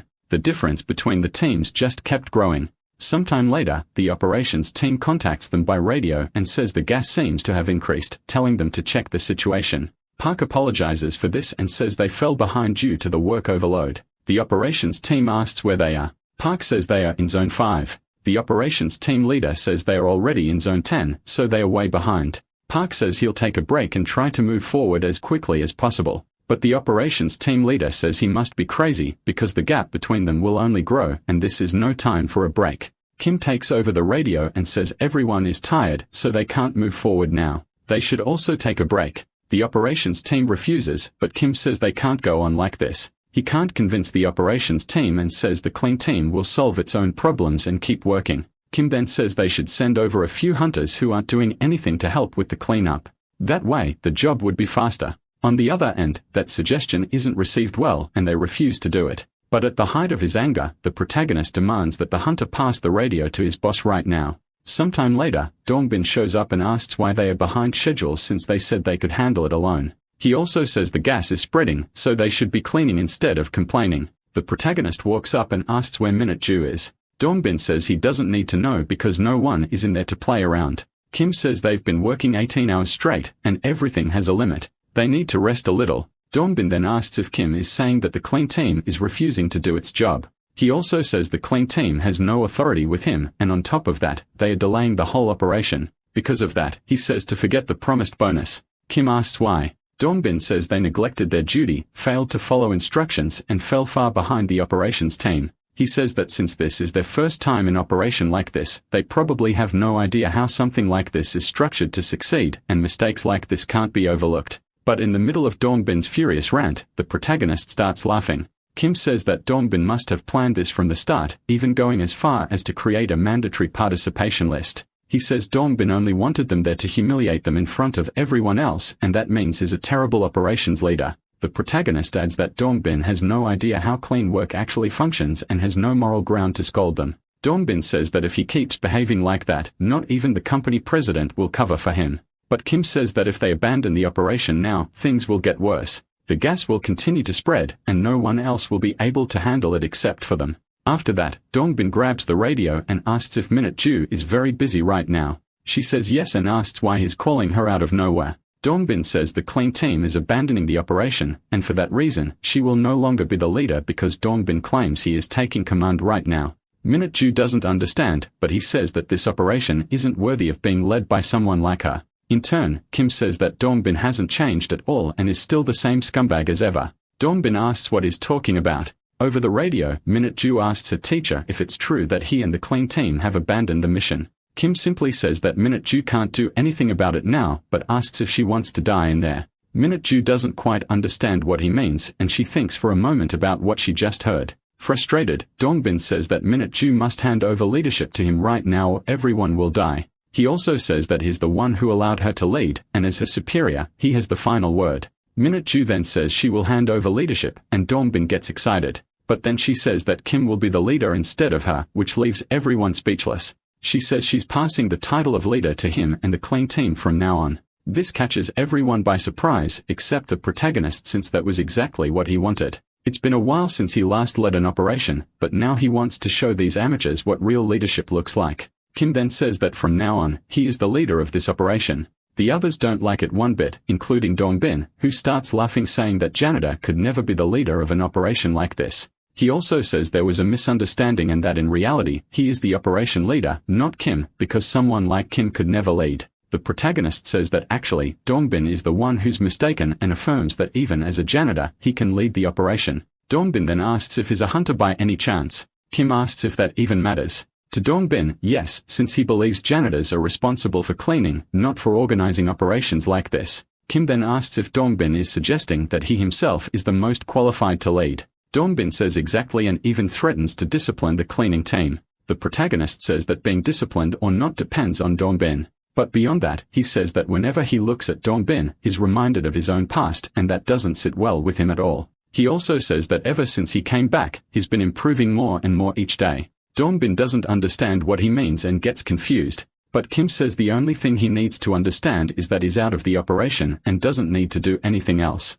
Being removed from the operation is a top-level disciplinary action that prevents the individual from participating or receiving any benefits during the mission. Dongbin knows this and panic. Kim takes his radio and asks if this is the first time Dongbin is being disciplined. In any case, he announces over the radio that he is the leader of the cleaning team and informs everyone about the disciplinary action, stating that from this moment on, Dongbin is out of the operation. So he tells everyone to do their best and to follow his instructions from now on. First of all, Kim says that teams B and C who are currently idle will assist the cleaning team. The hunters refuse, saying they didn't become hunters just to camp with the cleaning team. In that case, the protagonist says that teams B and C are out of the operation due to lack of cooperation, leaving everyone furious. But Kim doesn't even care. He picks up the radio and asks if Team AE is listening.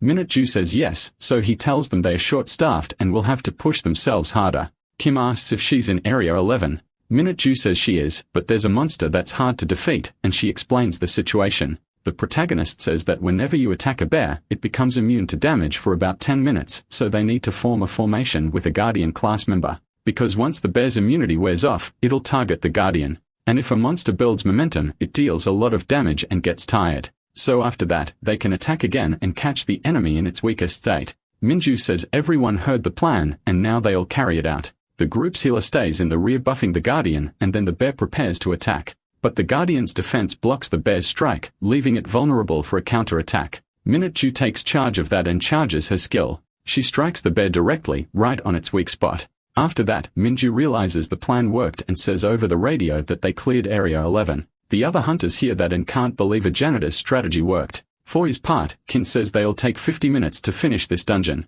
Then in Area 12, there's a ghost-type monster. Kin says physical attacks won't work, so the mags should use fire magic and the rest stay in the rear. The next monster is hallucinogenic type, so Kin tells the healer to purify the others and they should avoid keeping distance and keep attacking. Upon hearing this, the other hunters wonder how a simple janitor knows so much about combat strategy. Meanwhile, Kim keeps commanding everything through the radio until Minju says everyone is tired and she's out of mana. Not to mention everyone's physical condition is in terrible shape. He asks what kind of hunters get tired this easily. Either way, he tells him to hold on a bit longer until reinforcements arrive. So Minute Ju tries to hold the line and fights with all her remaining strength, but this time, she's facing a stone monster. She says this one is weird and very different from the others. Besides being tough and big, it's also fast. Until due to a lapse, she gets grabbed by the monster and with no way to escape, Minute Ju is slammed against the ground. As a result of that hit, she's badly hurt and vulnerable. But luckily for her, someone approaches and she realizes it's her teacher reaching his hand out to her. Minju says she couldn't hold on. Maybe she's not as strong as she thought, but then Kim asks for her sword, that's why he held out his hand. The hunter thought her teacher was helping her up, but someone else had to do that since Kim only wanted a weapon. For his part, Kim says it was obvious there'd be a red rank monster in this dungeon and it's a little tricky to deal with. However, he knows exactly what to do, because thanks to this operation, he unlocked another of his abilities.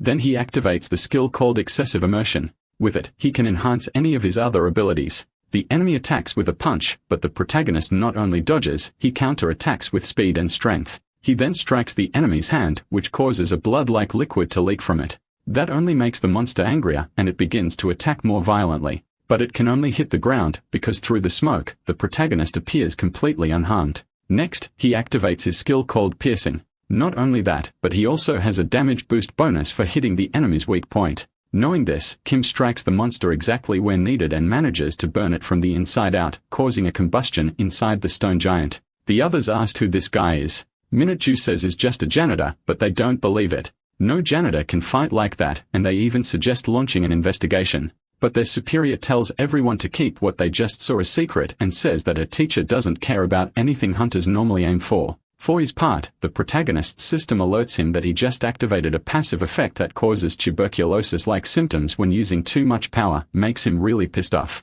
After leaving the dungeon, news spreads in the media that Dongbin was expelled from the operation and even blackmailed association members with the promise of a bonus. Soon, his boss becomes extremely furious and asks how a leader could be expelled from one of the most important operations the association has ever had. Dongbin can't say anything other than apologize, but he claims it was all thanks to Minju and the janitor, who were working together to sabotage things. However, his boss tells him to stop trying to weasel out and quit making excuses and says he already knows Dongbin was trying to steal credit from Minju. Cornered, Dongbin says it wasn't just his fault after all. It was his own boss who issued the mandatory participation list.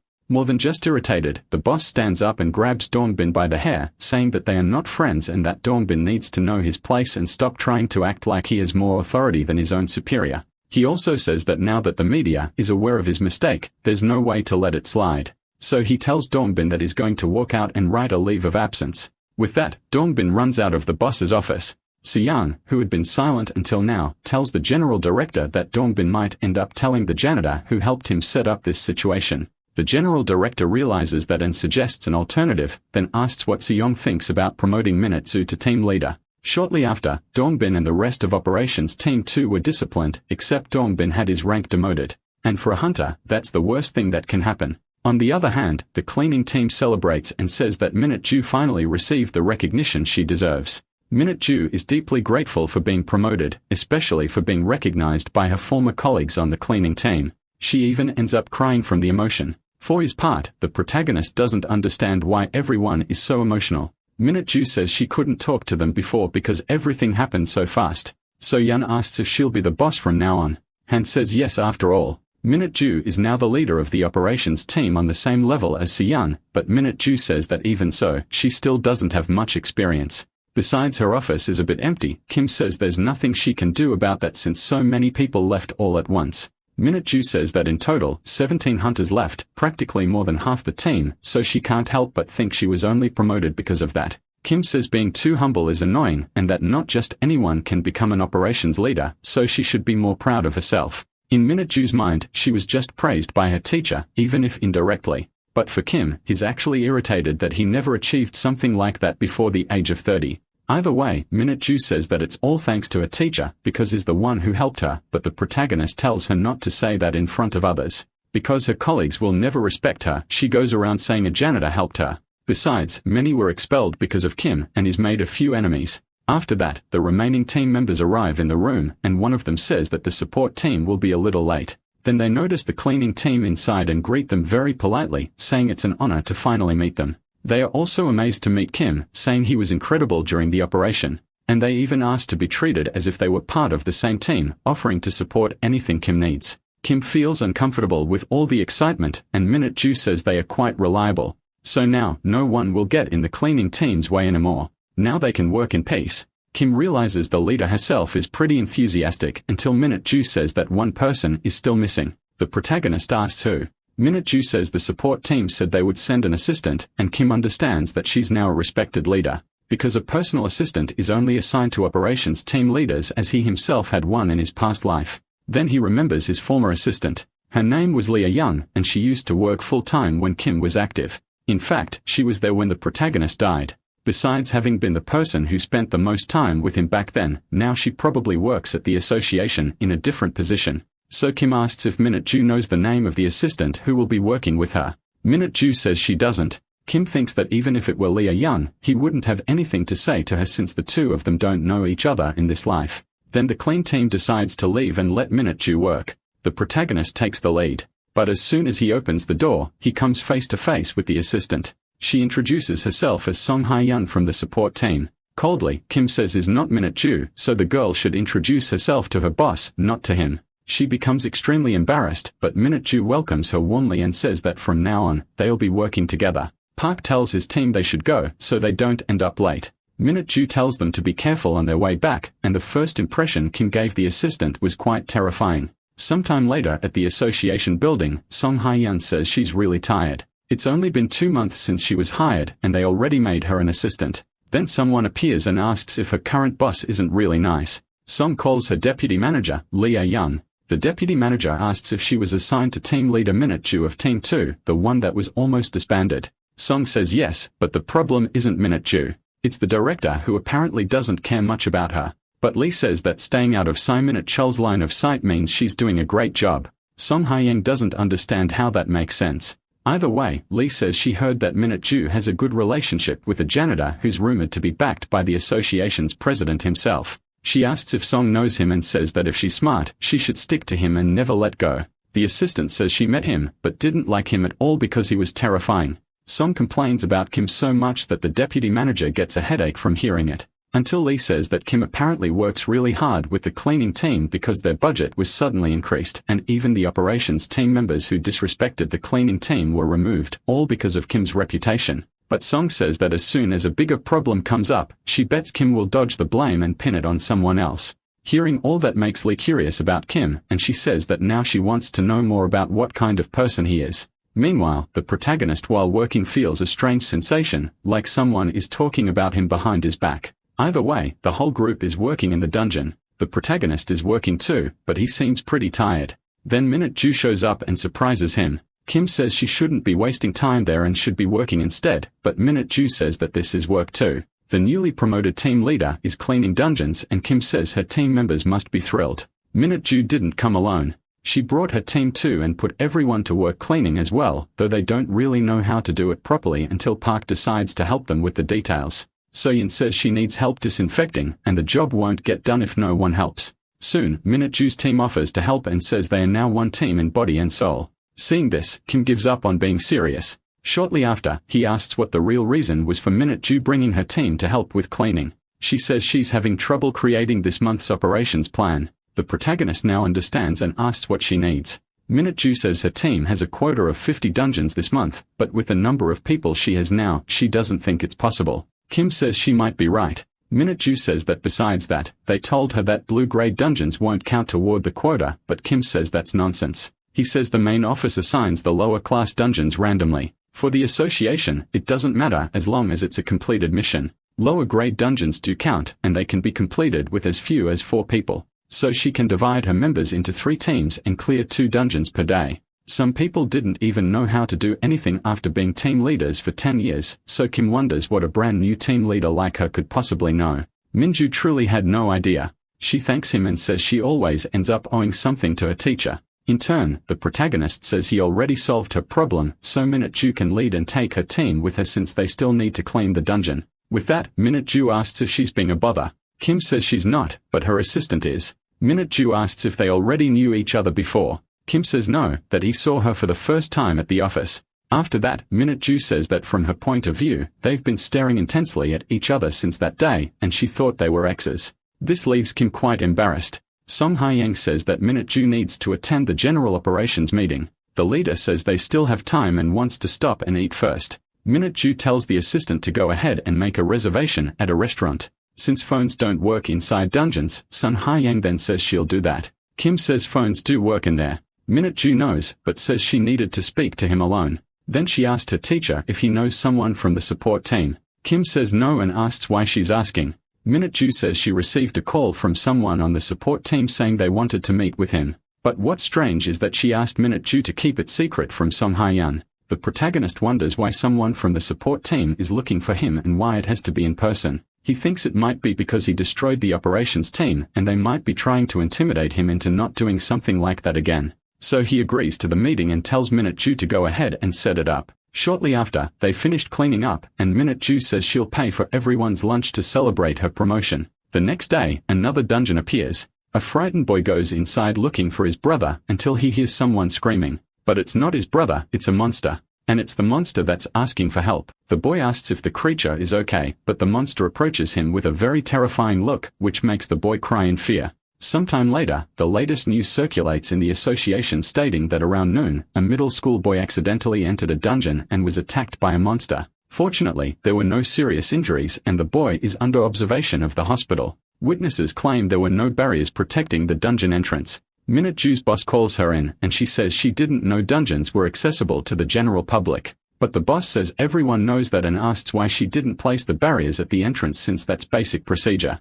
Kim thinks it's lucky they found the boy while leaving the job, but they'd been a few minutes later, they might not have found him alive. The boss demands that they provide explanations before things get worse. Until Kim takes the blame, he says he meant to place the barrier but forgot and went out to eat. Minute Ju asks why he's doing this, since she remembers seeing him place the barrier, but the protagonist tells her not to raise her voice in front of the director. The boss asks if the mistake was made by the cleaning team, but Kim says no and takes full responsibility. Then the boss asks what the benefit is of taking all the blame. Kim says there's no benefit. He's just telling the truth and says that if necessary, he'll personally take responsibility for his mistakes. The boss says the conference is scheduled for 9 in the morning. With such a serious accident, there's no way Kim can avoid disciplinary action. And since they are done, everyone is dismissed. So they leave the director's office and Minute Ju asks why Kim did that. Because she saw him place the barrier with her own eyes and knows he's doing it to protect the cleaning team, but she doesn't agree with that. She says that even without the barrier, a child couldn't easily get in and there shouldn't have been a monster inside since the dungeon had just been cleaned.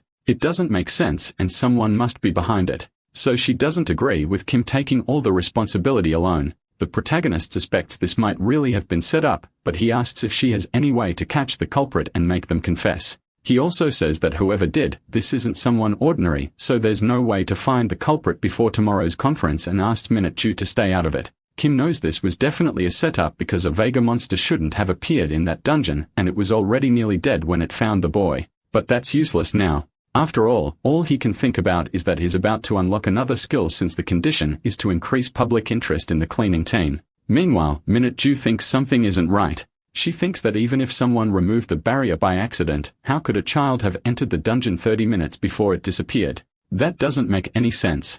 And besides, there was still a monster left in a dungeon that was supposedly already cleared. To her, this is definitely a conspiracy against her teacher and the cleaning team. Based on the situation, the culprit must be someone from within the association, but she can't do anything and can only watch. That leaves her extremely frustrated until her teen says they heard what happened and also thinks something's wrong. They know Kim didn't do anything and yet is going to take all the blame.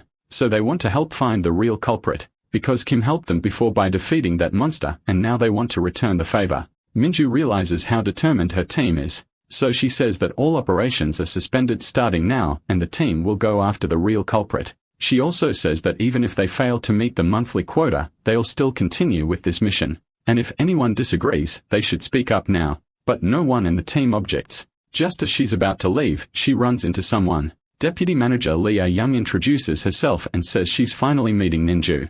A few hours earlier, Song Hae-yeon crying said that she had just started and already such a big accident had happened. But Lee says it's not her fault and asks what the response plan is. Song says the janitor Kim will take full responsibility in front of the press. Lee is surprised and asks how someone connected to the president could make such a mistake. Song says that even though Kim is taking the blame, he wasn't responsible. So Lee asks if he's really going to take responsibility for a mistake he didn't make. She didn't think someone like that existed in the association. She wonders what Kim is trying to do and whether he still has that kind of personality even while being close to the president of the association. She also thinks that someone like that might actually be able to purge all the stagnant rotten scum out of the association. So she tells Song Hae-yang to keep this a secret, but suggests helping Kim in this situation. Back to the present, Lee tells Minute-ju that she's here to help. She says she's been informed about the situation and asks if Minute-ju plans to investigate the truth about the accident. Minute-ju says yes. Lee asks if she's made any progress. Minute-ju says no, but plans to go to the location and try to get security footage. With that, Lee says she'll savor the trouble because even being part of the association, Minute-ju won't be able to access the security cameras. Not to mention the dungeon appeared in a more rundown area of the city, so there aren't any cameras nearby. Going there would be a waste of time. Fortunately, there were parked cars nearby at the time of the incident, and some of them might contain clues. Lee says she had Song Hae-yan track the cars down since she said she saw a few of them when she went to make the restaurant reservation. So as soon as they locate them, they can access the cars using an official document. Minute-ju thanks her for the help, but Lee says it's not free. However, Minute-ju says she's been an operations leader for 3 days and doesn't have anything to offer in return. Lee then asks if Minute-ju and Kim are close. She answers yes. Then Lee says there are rumors that Kim is a freelance hunter, possibly even directly connected to the president of the association. She wants to know if those rumors are true, but Minute-ju says it's the first time she's heard of it.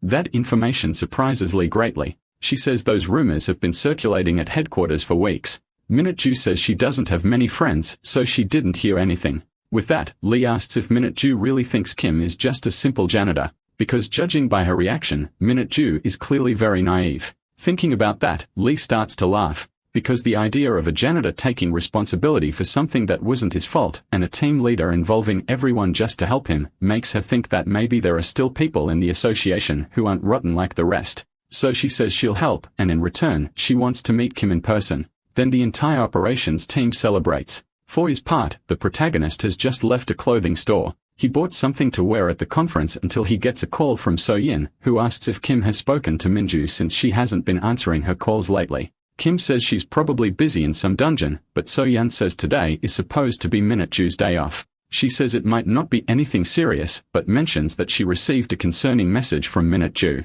In it, Minute-ju said she was going to save Kim and that if she was late, So-yin should try to convince Kim not to go to the conference. She then asks if Kim knows what that's about. Instead of answering, the protagonist just says he has to hang up now. Right after that, he calls Minute-ju, wanting to know what she's planning. Eventually, she picks up, and Kim asks what she's doing right now. She says she's heading to Daejin, and Kim asks why since that district isn't her responsibility. Minute-ju says she wants to collect proof that is innocent and that she's following leads, which is why she's going to Daejin. Kim reminds her that he told her to stay quiet and not get involved in this, but Minute-ju said she can't just sit and watch her teacher in trouble. That was the last thing the protagonist wanted, but he knows Minute-ju is stubborn and he won't be able to stop her, so he tells her to go ahead with her search. He thinks he can't let Minute-ju find any proof, and it's better if she stays far from there until the conference is over. Minute-ju tries to say something to Kim about the injured child, but he hangs up before she can. Right after that, Kim screams in anger in the middle of the street. This leaves the people around visibly scared. Kim hurts himself, and by doing so, enters battle mode. He did that specifically to activate his super speed skill, and he uses it to run after Minute-ju. Because one way or another, he has to stop her from finding any evidence about what happened. Far from there, at the hospital where the child is, Leah Young introduces herself as an association employee, and she talks to a relative of the victim. The man says he has nothing to say to the association. Lee says that the clean team will issue a statement that the case is still under investigation, but what happened wasn't their fault. Still, if this goes on, the clean team will be blamed for something they didn't do, but the man says that's great. Because to him, it's great if Kim Jung-woo is harmed in any way. Sometime later, in a parking lot in Daejin, a man is about to leave when Kim knocks on his window and startles him. The protagonist says he's from the association and asks for the man's cooperation. He asks what the association want. Kim simply grabs the vehicle's camera and destroys it. Then the man asks why he did that. Kim just says someone will come by later to compensate him. Right after that, he starts hurting himself on purpose again to enter battle mode.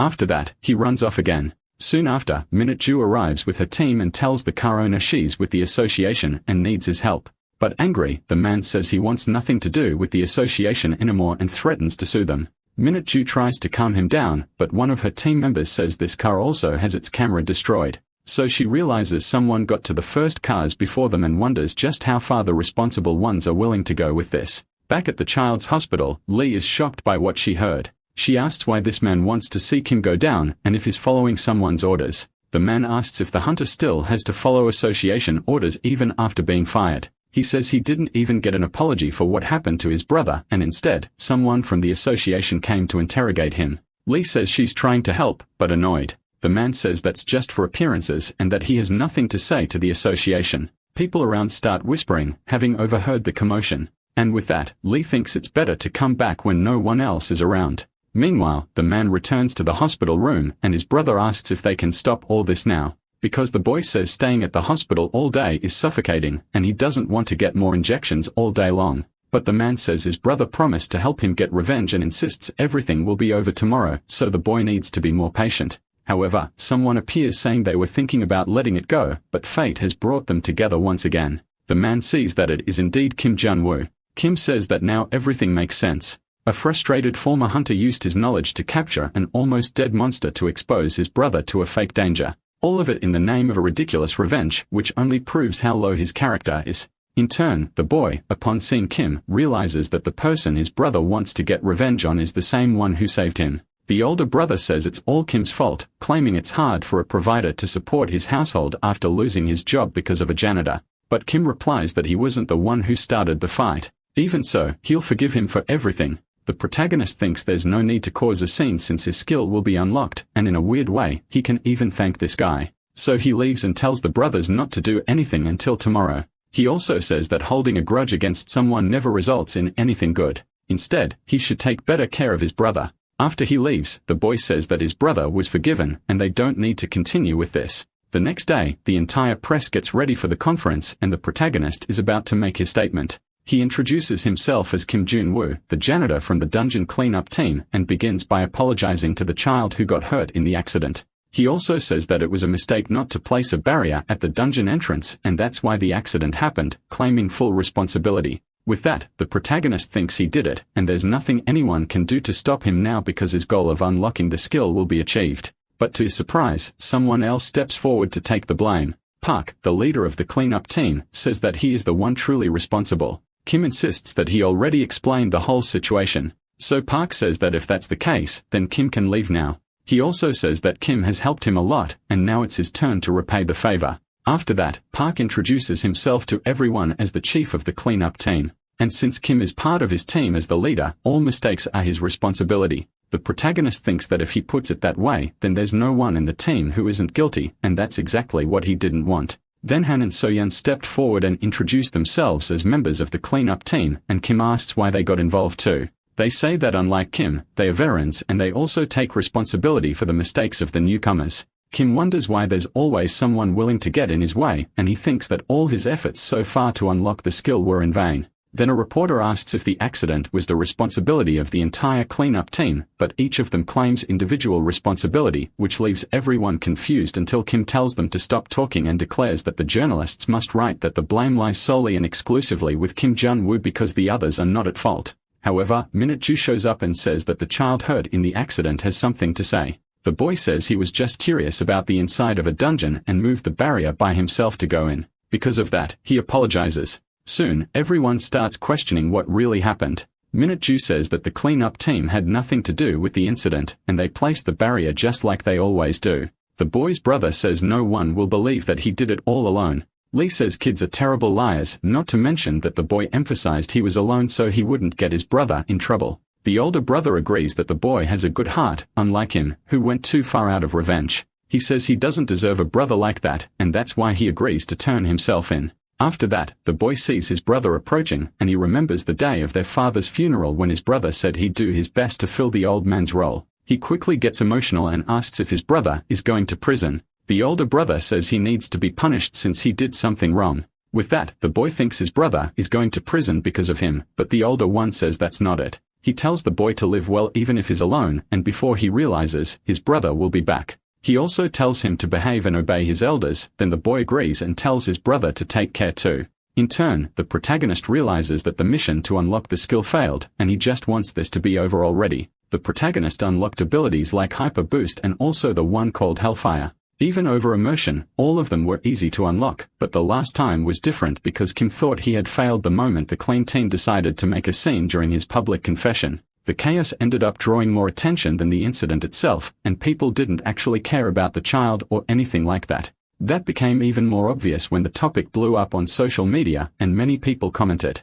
But the dominant topic was So-Yun's beauty, which made the protagonist realize that the world is truly messed up. She had appeared live only once and still managed to attract attention to the cleaning team, making Kim think he should thank her for unlocking his skill. After that, he goes to Minute-Ju's office and asks why she called him. Minute-Ju says she had mentioned earlier that someone wanted to meet him, and that's why she called him. Lee A-young introduces herself and says it's a pleasure to meet Kim. The protagonist immediately remembers Lee, his former assistant. But seeing her so cheerful and smiling, he wonders if this is really the same Lee A-young he knew. Compared to what she used to be, with her always downcast expression, it's hard to believe they are the same person. Kim thinks she's the only one who witnessed his death, and now her behavior is highly suspicious. But for now, he figures the best thing to do is act natural. So he greets her, and Lee says she's heard a lot about Kim, and she admires his stance at the conference. But she says he's not as charismatic as she thought he'd be. The protagonist asks if he's supposed to be charismatic. Lee says yes, because that's what she would do, especially considering the discussion they are about to have.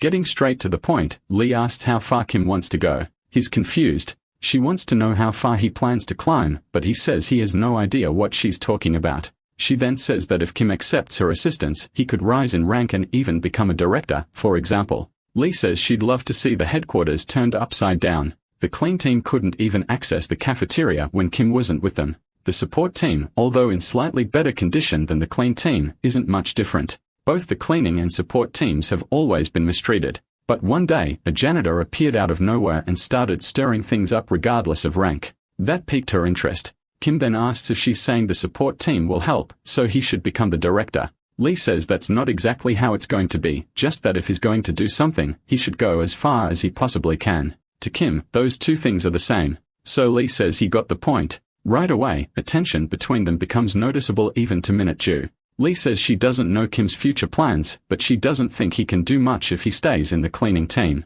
So if he has more cards up his sleeve, he could go much further. Minute-Ju apologizes for interrupting, but asks if it's really acceptable for the vice manager to decide something like this on her own. Lee says she has that authority. Minute-Ju then asks how much help the support team can really offer. She replies that the support team can provide many things, crafted weapons, specific support, and much more. But these benefits would be more useful for convincing the operations team than the cleaning team. Kim thinks there's a reason this woman can be so confident even without being department manager. It's because her father is a member of the board of directors. He's one of the few senior executives in the association who truly knows how to run the organization, and Lee also managed to reach the position of manager. Since returning, she's just a deputy manager now, but the two of them formed a very powerful connection within the association. Unfortunately, it didn't last long. In the past, Lee was fired from her position while they were renovating the Seoul headquarters. She likely had a falling out with her superiors and lost her influence until she became the protagonist's personal assistant. It was probably then that her personality changed and she became robotic. Kim wonders if her proposal is actually part of Executive Director Dusik's plan because if he makes the mistake of cooperating with her. Once Executive Director Duchik is removed from power, both the cleaning team and operations team too might disappear without a trace. Then the protagonist makes up his mind. He thanks for the offer, but ends up refusing. Lee asks why and questions if there's no condition under which he would accept, because she was just saying that Kim should keep doing what he's been doing so far. The protagonist says that for that, he doesn't need help. So Lee asks if he's really that confident or if he just didn't like her for some reason. Kim doesn't think Lee is responsible for his death and his past life, but he also doesn't think he can fully trust her. He says both options are wrong, turning the headquarters upside down or climbing the ranks. After all, he never had such grand ambitions to begin with, and now he needs to go since they are still cleaning to do. Sometime later, the protagonist joins the cleanup team. Park says they are about to start, but the protagonist points out that Han hasn't arrived yet. The chief says he forgot to mention, but Han won't be working today because his sister is returning to Korea after a long time and he went to meet her. His sister is a hunter from the International Association and she's coming back to Korea for a specific job. But Park doesn't know the details. Kim thinks it's quite unusual to have an international hunter and a janitor in the same family. In any case, he says that with only 3 of them, the work will be harder, but Park encourages the team, saying they just need to work hard like they always do. However, today, they have the company of a reporter who is following the daily routine of the cleanup team and recording everything until the group gets uncomfortable with his presence and asks what his real purpose is. He introduces himself as Jiyu Sang-chan from Central News Daily and says he's just covering the cleanup team. Kim asks why he wasn't informed of this beforehand. The reporter says that the headquarters itself authorized him to work with them, so he assumed he had permission to be there. But Kim still asks what his real interest in the cleanup team is. Goose says that after the conference, people's interest in the cleanup team grew, and due to that curiosity, the newspaper wants to publish a story about them. He also says that many rumors circulate about the cleanup team and their privileges, but most people don't really know what the team does. And this is the perfect opportunity to show the public how special the cleanup team is. Still, Jiyu was advised not to do this, yet he decided to cover them anyway. So-yin says she thinks this could be positive for them, because after reading about the cleanup team, maybe more people will join in the future. Park, on the other hand, says this isn't the kind of job people usually look for, and he fears this could worsen the public's perception. The protagonist is left with a question and asks if publishing an article about a job opening would also increase interest in that position. Goose says yes, but usually it's not a good thing because people tend to belittle the work and say anyone could do it. But he'll do his best to prevent that from happening. However, the protagonist tells him to write an article saying that working in the cleanup crew is the easiest thing in the world. That's exactly what View wanted because he says that after the article is published, even high school students will want to work on the cleanup team. Meanwhile, the protagonist thinks he'll make lemonade out of lemons since that article will help unlock another one of his skills. Shortly after, So-yeon asks if the director really allowed a reporter to cover the cleanup team because if a good article is published, it would boost their morale. The director says that won't happen going into a dungeon full of gas to cut up monster carcasses and ending up covered in who knows what's blood. A reporter can't write about a job like that. So-young says that as expected from the director, the mistake was his for not seeing the big picture. He also thinks this is a good opportunity for those cleanup bastards to learn their place until he realizes something and wonders if he even told the cleanup team that a reporter would be covering them today.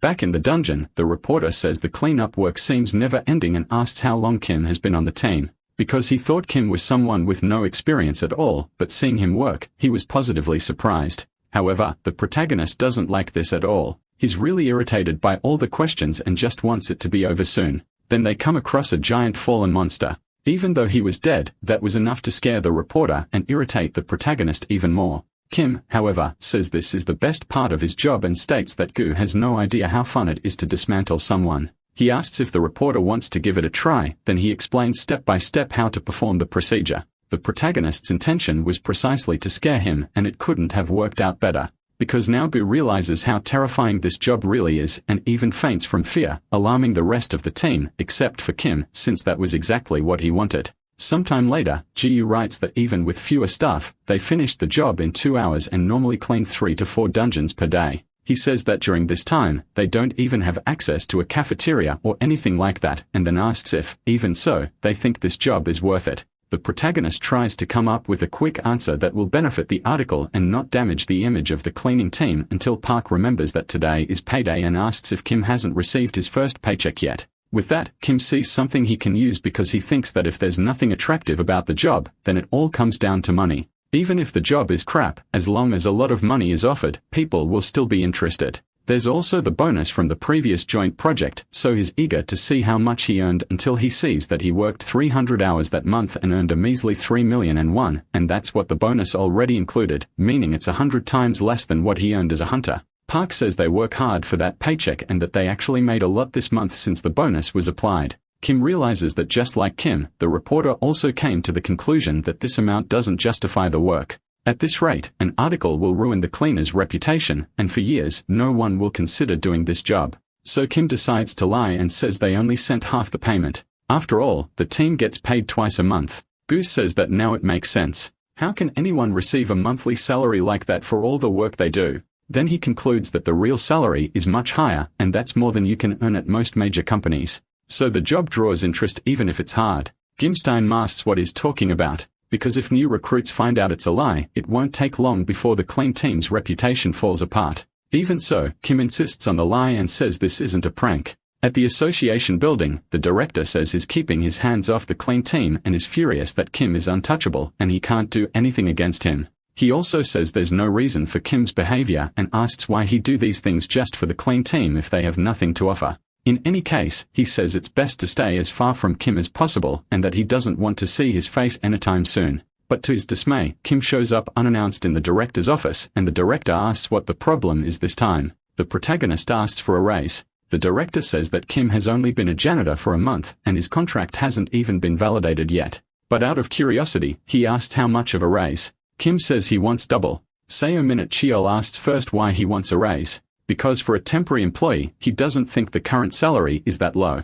The protagonist says it's not so bad if you look only at the amount, but it doesn't match the level of difficulty of the work. Then the director says that Kim will get the raise if it's only for him. But the protagonist says it's not just for him. He wants the salary of the entire team to be doubled. Seo Menchel says that Kim must really hate him because in the entire corporation, no one has ever asked for a salary increase to double the amount, much less for the whole team, and to think they are not even talking about a specialized job. He apologizes, but says that's a matter beyond his authority, and it's something only the board of directors can decide. The director knows Kim is trying to trick him somehow, but swears that this is not something he can do. Kim realizes he asked too soon, thinking it would be a good chance to unlock 2 of his skills at once, but he was way too hasty. Right after that, another executive enters the room. He starts talking about this round's operations distribution and says it's obvious that Seo Minute Cheol is favoring Team 1 because he had been thinking the same. Until he notices that Seo Minute Cheol is already receiving another visitor. Kim says he was just leaving and will let them talk, and Seo Minute Cheol thinks that Kim has no idea he's standing in front of the executive director of the association. Before the protagonist leaves, the executive director asks to take a picture with him. He says he's a big fan because he knows his Kim Jun-woo from the cleanup team and says that must be how his daughter feels when following her favorite idols. Kim knows exactly who this man is after all. He is Lee Do-shik, one of the most influential figures in the association and the father of Lee A-young. He thinks the father still doesn't know that he and his daughter know each other. And beyond that, the fact that Lee A-young follows idols catches Kim by surprise. The protagonist decides to fish for some info and asks what the executive director knows about him. Do-shik says there's no one who doesn't know him because his feats have become famous. He also says there were even rumors that Kim was a spy, and some say he has strong connections within the association, which is why he always gets what he wants. But in the end, he asked why Kim decided to visit Seo Minute Cheol. Kim says he came to request a salary raise. Do-shik says that Minute Cheol doesn't have the authority for that, but he does. And he also says that everyone knows janitor salaries aren't great. Kim then asks if he'd be willing to approve the raise. Do-shik says he can't guarantee it as he can't decide that alone. With that, the protagonist realizes that Do-shik wants something from him. The executive director says that right now, it's the monthly payout period for the operations teams and the dungeon information provided by the control team has surpassed 100 pages. Minute Cheol is making it far too easy for Seyun to perform well. Then he asks if the captain of operations team 2 is aligned with Kim's faction. The protagonist asks what he's talking about. He's just a janitor. Do-shik says that in any case, Kim must prove why he deserves a raise so that he can justify the proposal to the board of directors. He wants Kim to work together with Minute Ju's team to outperform Seyong's team, believing that this will be easy for Kim. And if he succeeds, he'll be able to use that to bring the request to the board and finally secure a raise for the entire cleanup team. The protagonist thinks things are escalating for some reason. A few days later, he gathers the cleanup team along with Minute Ju's team and she asks why her teacher gathered everyone. He says it's nothing major, but declares that this time, Operations Team 2, together with Cleanup Team 3, will take the #1 spot in result. Kim asks how the preparations for Operations Team 2 are going. Minute Ju says they're rushing to hit the target. Minute Cheol is openly supporting Team 1, and she heard Team 3 hired freelance hunters. The protagonist says he wants them to progress more this time and is going to help. And, of course, he has a plan. Personally, he thinks it's worth trying against a team of traders and a mediocre one. He believes Minute Ju's team can shake off that kind of treatment and asks if they are in or not. Minute Ju says that if her teacher believes, then she believes too. The team members also agree and say they can't turn down his help. Ken says that the cleanup team isn't irrelevant during payout season. Just cleaning a lot of dungeons isn't the point, but cleaning systematically is. This is an operation that requires perfect coordination between the operations team and the cleanup team. Minute Ju agrees to cooperate. The protagonist says that, actually, there's another team involved besides them. Lee A-young shows up and says that he cruelly rejected her but now calls her when he needs something. She also says that Kim has no idea how upset she was, and if it were anyone else, they wouldn't even give him a second chance. She claims you can't catch a bus that's already left and warns that she tends to hold grudges against people who hurt her. The protagonist thinks that just the two teams wouldn't be enough for this mission, which is why he requested Lee A-young's help. In turn, Lee says she'll set this conversation aside and asks what Kim needs. Kim explains that if other teams fall behind, it'll be the chance to move forward at full force. They'll use a plus items, support every 2 days, and centralized command. Lee asks why he needs so many things, saying he doesn't have to go that far, and that it won't be that hard for the team to safely secure a stable rank. But Kim says he's not doing all this just to reach some insignificant benchmark or anything like that. He also mentions that nepotistic team captain who doesn't even know what the O in operations stands for, or that idiot who only knows how to talk and thinks that the number of people is all that matters. So he has no intention of losing to any of them. His goal is to take first place. Lee says that this time, the control team provided most of the information, and even if they cooperate, there would still be a big gap in the amount of information both teams have.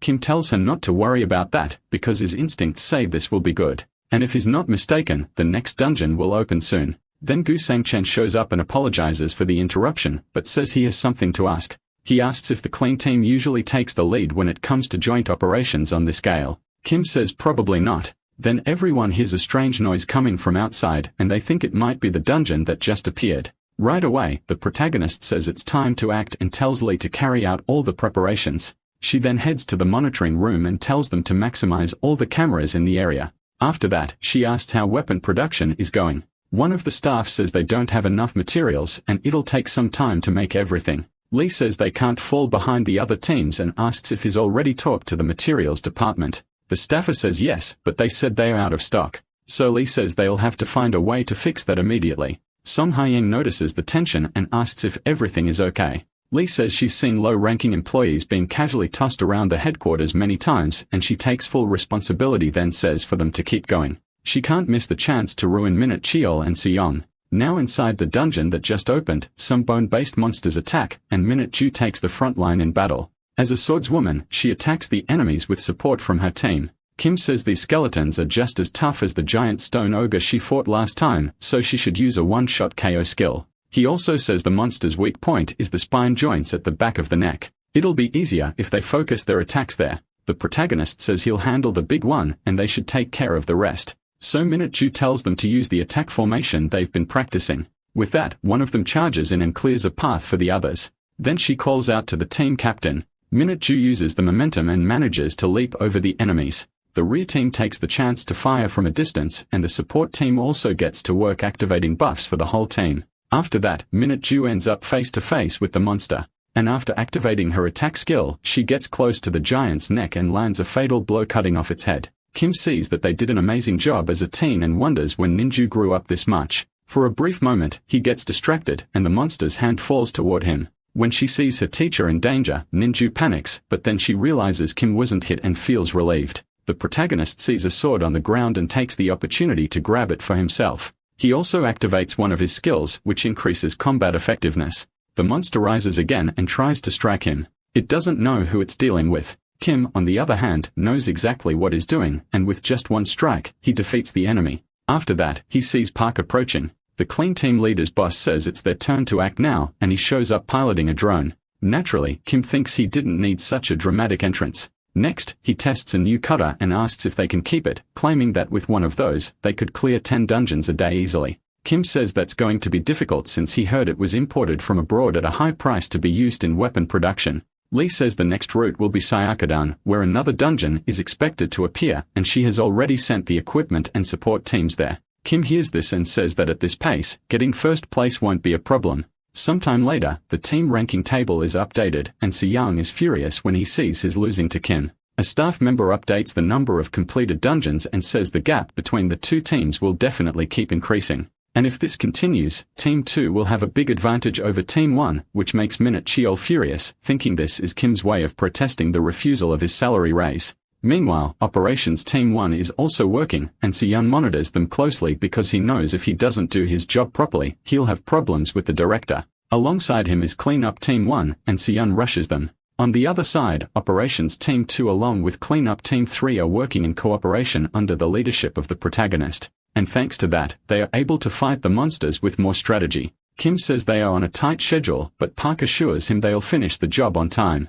Meanwhile, Operations Team 3 has hired freelance hunters, but the protagonist team is still in the lead, which irritates Minute Cheol even more. To make things worse, the director's assistant says that Kim also has support from the support team, something that leaves the director very surprised. With that, Cheol suspects that Dushik is involved in this operation and may be dissatisfied with how Team 1 is getting all the resources. But he doubts that Dushik is the type to sabotage the association's main representative team. His assistant says that if they also manage to bring the control team to their side, this alliance could be considered a division capable of clearing dungeons on its own. After that, Cheol asks a captain if he's also going to join the cleanup team. His name is Pian Chong Hyun, member of the command and captain of the control team, and he replies that there's no way he can do that. Then Cheol tells the captain to stop giving dungeons to the cleanup team, and he doesn't want Operations Team 2 to have further authorization to operate. Sometime later, Ju says she finished another dungeon and asks if they should keep going. Kim says no because they've been cleaned 5 dungeons a day, and they need to save their strength for the final push.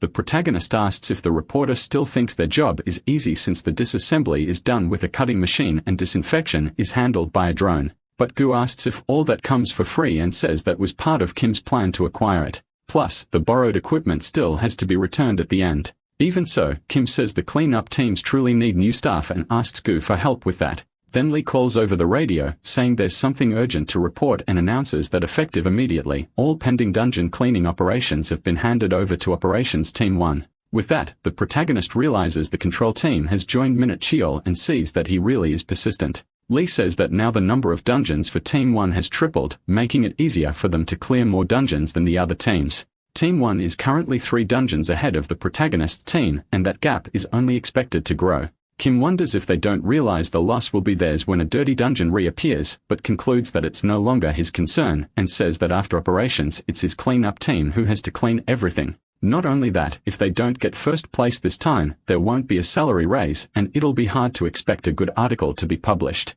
There's too much at stake to just give up on this operation. Team 1 will eventually reach their limit anyway, so Kim thinks that if they make one last push, they'll be able to catch up. The problem is that meanwhile, dungeons are being cleaned. But even with protective gear, there's no way to survive the poisonous gas inside a dirty dungeon. Besides, if this keeps happening, the order of dungeon cleanup before disinfection might be reversed. The cleaners would have to enter dungeons with live monsters. It probably wouldn't be a problem for him, but the other team members could be in serious danger. So the protagonist calls the support team on the radio to say what he's thinking. Meanwhile, at the Uedo Supernatural and Dimensional Management Association, Dushik becomes furious upon learning that all the dungeons in were already claimed by Cheol. He says that the people at headquarters are making a mistake because if the dungeons aren't evenly divided between the teams, they won't be properly cleaned. So he tells his secretary to contact the control team captain immediately until his daughter suddenly appears and says that won't be necessary. Dushik reminds his daughter that he told her not to visit his office during work hours, but Lee says she's not there as his daughter because she wants to talk about work. In that case, Dushik says she should treat her superiors with more respect, but Lee laughs at the situation and asks if he really wants to talk about manners at such a critical time. Either way, she says there's no need to cancel the operation over a setback. Dushik asks how they could continue without any dungeons to operate on. Lee says that everyone from Operation Team 2 is helping the clean team. Both teams are supporting each other. Being honest, she says she doesn't fully understand this situation, and she's just following the leader of the operation. Her father asks what she means. She's referring to Kim and says he sent a message saying he admits defeat this time. Lee asks when her father met Kim again and says she feels left out every time they meet without her. After that, she says she has to go as she doesn't have much free time since there are some things that need to be cleaned. With that, Dushik starts laughing because he thinks that the fact Kim admitted defeat only means he has something bigger in mind for the future, and is also surprised that he managed to get an operations team to help with cleaning as that shows those people are obedient to Kim. Then he tells his secretary to contact the association president and prepare the disciplinary committee. Dushik leaves, and as he walks, he thinks that Cheol lost to the cleaning team this time too. Speaking of him, Cheol asks if they should stop the operation now. He also asks what to do in case this gets out. One of his secretaries replies that not only the other teams, but even the directors will likely make a huge fuss since the moment they granted exclusive authority to clear dungeons, all the other teams became their enemies. Not only that, but since the situation got out of hand, it's too late to fix it now. Then one of them shows up, saying there's no need to halt the operation because Operation Team 2 and the support team are helping with the cleaning. One of the secretaries wonders why Operation Team 2 stopped fighting and started cleaning. Not to mention that the support team is led by Dushik's daughter. The other secretary says that's good for them because if Operation Team 2 stopped, that means Team 1 remains in the lead until the end. But their boss says that's not good because now they've lost any chance to correct this mistake. And Minute Cheol says that now they are completely lost. Back at the dungeon cleanup, everyone's got their hands full. But Lee, who doesn't have experience with this, struggles to dismember the monsters until Minute Chu shows up and gives her some tips on how to do it. After all, she's been through it herself before. But upon seeing Minute Chu's skills in this task, Lee asks how a team leader from operations knows so much about cleaning and dismembering monsters. Minute Chu replies that she used to work with the cleaning team. Lee says that's another activity they did without her, but Minute Chu says that was before they even met. Then Lee says she was just joking, which makes Minute Chu find her a bit eccentric. The protagonist arrives to interrupt and says they don't have much time before the dungeon closes. A short time later, they prepare to leave and Minute Chu thanks everyone for their work. Then she asks her teacher if something is bothering him. Kim says he mentioned before that she would end up in first place in the rankings, but at the pace they're going, that result seems hard to reach and he feels like he's just making everyone suffer in vain. With that, Minute Chu says she didn't expect her teacher to care so much about that and tells him not to worry because even if he decides to go ahead with the plan, they won't be able to anyway. And besides, if the only goal for everyone was to reach first place, none of them would have taken even a single step toward joining the cleaning team when they were invited. Kim says that no one seems to have their head in the right place. Minju asks if the results were really that bad. The protagonist says they'll need 4 whole days just to catch up. Minju says they still have 3 more weeks, so it shouldn't be that hard. Lee says it seems like they are working overtime. And even though the team still has plenty of energy, she suggests they take a break and eat something first. However, as soon as they leave the dungeon, they run into Dushik, who apologizes for arriving late, but says the agreement for the teams is already over. He also says that even though things escalated due to people blinded by their desire to achieve result, he can't allow any more operations from this point forward, and the control team has already cancelled all ongoing operations. With the operation over, Operations Team 2 ended up in second place in the rankings behind Operations Team 1. The whole team celebrates because for them, second place is great. But unlike them, Kim doesn't like the result because this means he won't be able to unlock his ability. Dushik tells Kim not to be upset because even if he didn't win, this is still an achievement for everyone in his group. In any case, Dushik is thankful since a serious problem could have occurred if not for Kim, and he plans to severely hold Ninchul accountable. Furthermore, there's something else he wants to say, so he tells Kim that if he has time, he should meet him later in his office. The protagonist thinks it's obvious. Dushik must want to talk about the headquarters renovation, just like in his past life, and he definitely doesn't want to go. Meanwhile, Park thanks everyone on the team for their great work. Lee says that if everyone agrees, she wants to take them somewhere to eat. Park and So-Yun insist that Kim go with them since they know he always declines, but this time they want him to join since he was the one who organized everything. With so much insistence, the protagonist agrees to go with them. However, it didn't take long for him to regret it. A disciplinary committee meeting was held at the headquarters about the incident. The team captain, Soo-Young, argued that he carried out the dungeon cleanings, but claimed he didn't know all the resources were being concentrated on Team 1. No one knows if they accepted that excuse, but he was let off with just a warning. Minute Shield's justification was even more ridiculous as he claimed he allowed Team 1 to monopolize the resources because they are an elite team unlike the others. A salary cut was given to Minchil as punishment. It seems even an executive director like Dushik can be quite direct. And finally, the captain of the control team was also reprimanded. For some reason, he even personally apologized to Kim. Either way, that's how the incident ended this time. After all that, the protagonist was called in for a conversation. Lee says that even though it's embarrassing, she'll be blunt and tells Kim that the price for helping him still hasn't been paid. He says he thought Lee helped out of pure kindness and didn't know she was so materialistic. Lee gets irritated by this provocation and says they had an agreement. So the protagonist asks if this has something to do with executive director, Dushik. Lee says no, that this is only between her and him. Kim says it's good to hear that. Then she asks if Kim already knew that Dushik is her father. He replies that he heard about it at the celebration dinner. In any case, she says that after the last operation, Cleanup Team 3 is attracting a lot more attention at headquarters than before. Kim says he's not surprised since he figured something like that would happen, especially because Operations Team 2 was involved. But Lee says that's not quite it, because the attention isn't negative.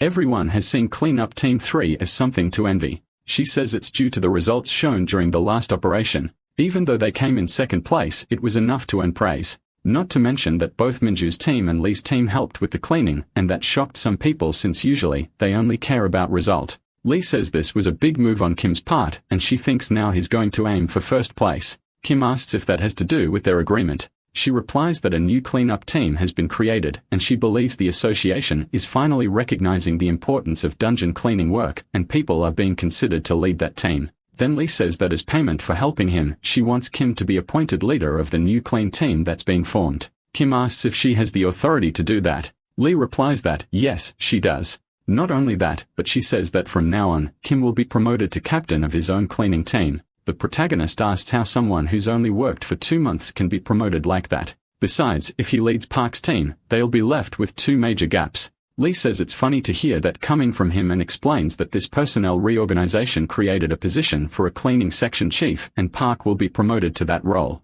Kim thinks that even the operations teams don't have a section chief, and now the cleaning teams will, so he assumes this is Dushik's doing. Lee says the original plan was for Kim to take the section chief role, but she knew he would refuse, so she didn't bother asking him beforehand. Being honest, Kim thinks the proposal to lead his own cleaning team isn't that bad. It might even help with his goals, but it could also bring him even more problems. He asks what hiring new employees has to do with Lee. She says nothing, but since someone had to fill the position, she figured it would be better if someone interesting took the role. Because a genius recognizes another genius, that's why Kim was chosen. She also says he should start looking for the most suitable people around him. He can scout in private guilds or persuade people on the streets. The protagonist says there's no need for that, because a lot of new recruits will be arriving soon. Lee doesn't understand and asks how. He says a reporter covered the cleaning team's work and asked him to write an article that would get people interested in working in the field. But Lee says that article is already out and asks if he hasn't read it yet.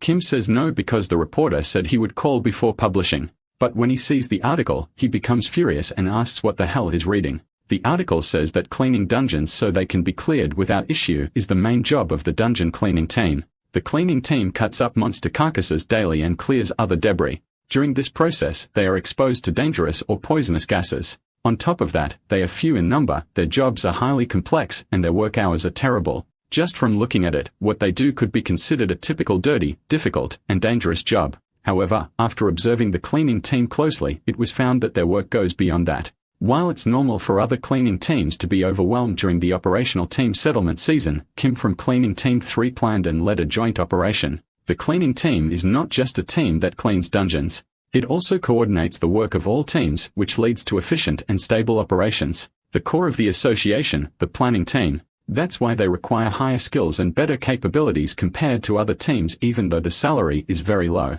It can be said that the clean team is the front line of the association. Kim is someone to watch as is expected to achieve even more in the future, a true leader of this generation. After reading it, the furious protagonist sends a message to the reporter demanding the explanation for the article, but Gu replies only with an emoji. Lee asks what he thought of it and says that people's reactions are also pretty wild. As expected, the cleaning teams are now seen as the most important. They are not some kind of special operations team, or at least that's what people are saying. It seems that the common misconception that is just a cleaning job and therefore unimportant has shifted a bit. Lee checked just in case, but no one has applied for the cleaning team yet since the article says excellent skills and good performance are required. Combined with the fact that it mentions the low salary, after reading the article, she thinks no one would be interested in applying. Furious, the protagonist says it's all Gu Sang-chan's fault. Sometime later, Soo-yeon hears that Kim is about to be promoted and asks the director if it's true.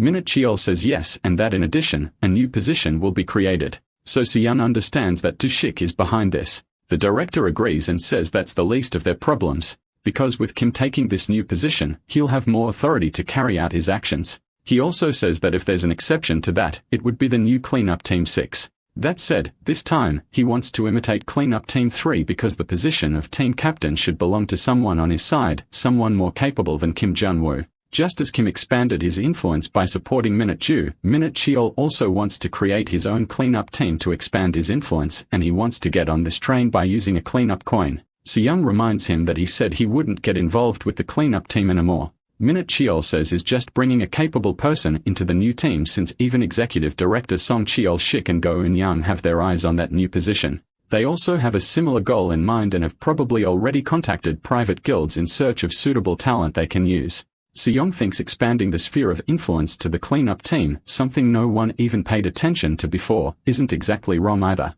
Operations Team 2, the support team, and even the control team are about to join forces with the cleanup teams. So a division immune to HQ influence could soon be created. But Seong thinks that if someone from their side joins the new team, HQ's influence could be restored. In other words, whoever takes over as captain of Cleanup Team 6 will determine who holds the key power in HQ from now on. Minute Cheol interrupts his thoughts and tells him to look for freelance hunters in Gyeonggi-do and says he'll take care of the rest himself. Seong asks if the candidates need to meet any criteria. His boss says he should look for someone with a high rank and a lot of dungeon cleaning experience. Then Seong asks what they should do about Kim since he'll definitely be interested in the new team. Minute Cheol says it'll be fine as long as they find someone more capable. Whoever they hire can be just as amazing as Kim. Leaving everyone else aside, he says he can't afford to lose, not even in these personal connection battles. After his boss leaves, Seong sees a cigarette box on the floor and finds it strange since he thought Minute Cheol had quit smoking years ago. Back to the protagonist, he says it's been a while since the settlement season ended, and he enjoys being able to relax a little. Minute Ju wonders why he's resting there and guesses her teacher probably doesn't have many friends. Then Kim checks his phone and sees that becoming a team leader just 2 months after starting the job, he's bound to be hated by a lot of people. Minute Ju says that makes sense. Even being a team captain, it's hard for her to believe her teacher is just a regular staff member. The protagonist says that's just her opinion, but meanwhile, organizations don't work that way. With that, Minute Ju asks how the selection of members for the new team is going. Kim says he hasn't started looking yet. Kim says he doesn't know how to choose people since it's not like he knows anyone nearby who's fit for the job. That just reinforces Minute Ju's idea that he has no friends. He thinks that since a new team is being formed, the spots will naturally get filled. And when that happens, the unlock condition will be met. Minute Ju asks that if Kim had to personally choose someone, what criteria would he use? The protagonist says he's thinking of someone who's obedient and has a good personality. That surprises Minute Ju. Kim asks what kind of person she choose. Minute Ju says it would be nice if it could be someone like her teacher, who has a strong sense of justice and takes good care of his teammates. Kim tells her she needs to hang out with more people until someone shows up and apologizes for interrupting, but says he needs to talk to Kim. The protagonist asks who this man is. He introduces himself as Pyam Chan Hyan, captain of the control team. Kim knows that Hyan is someone on the way to joining Minute Chel's faction. In other words, after the recent disciplinary committee, he's a pitiful guy who ended up taking a loss after aligning with that side. Kim then asks what brings him here. Hyan, in turn, says he'll be direct and starts talking about the new cleanup team, claiming that Kim definitely needs to take hold of it. Because Minute Cheol, Yun Young, Chul Shik, and many others are determined to put someone from their own side in that new team. She also says she's going to help him because she can't stand working alongside those people anymore, especially now that there's a lot of interest in the clean team from HQ. A team that couldn't be controlled, one you couldn't be near without proper justification, has now become the top priority to be acquired. The protagonist understands that the big shots are willing to fight each other over the new team. Hein confirms that and insists that Kim must not let any of them win. Kim wonders why someone like that would join a clean team instead of an operations team and thinks they are looking for someone to replace him. Hein says he should start preparing and hands over a list containing hunters from well-known guilds and ex-captains, stating he'll do his best to support him. After that, Kim says this is all evolving too quickly and asks if Hein is asking him to pick someone from this list to stand by his side. The captain confirms it, saying that even if Kim is promoted, if he's not careful, he might get pushed down by the new cleaning team. Kim doesn't seem concerned and asks since when there's been this worry about the cleaning team becoming influential. Hyan says the more teams he has, the more attention he'll attract, but Kim replies that he's fine the way he is now and doesn't want more responsibilities. Still trying to convince him, Hyan says everyone would love for Kim to be directly involved with this team. Kim says that has nothing to do with him. However, thinking it over, he admits it really is a very tempting offer. With that, Hyan gets super excited and says he'll take care of the preparations. The protagonist only accepted the offer because the system alerted him that by doing so, he would unlock another one of his abilities and is eager for that. Elsewhere, far from there, Han Sang-hyuk arrives home and because of the smell, says it reeks like a garbage dump. His sister says she's offended by that comment, so he asks when the last time was that she took a shower. He also says she got fired in the US, so she should go out and find another job. And since she's home all day, she should at least clean the place. She, in turn, says there's an interesting article about her brother's team, saying that a clean team involved in a joint operation is getting a lot of attention. Han then asks if his sister is planning to join the cleaning team. Her name is Han Yubin, and she asks what's the problem. After all, it was her own brother who told her to find a job. Back to the protagonist, he thinks that to fulfill the conditions and unlock the next skill, it'll be pretty simple. Adjust the workload according to the salary and also provide a good work environment. The problem is that the clean team satisfies neither of those two, and yet they are already at 18%. Kim wonders just how naive these people are. The workload will decrease as soon as the new team is formed, but the real issue is creating a good work environment. To build a good work environment, someone needs to have deep knowledge and good understanding of the cleaning team.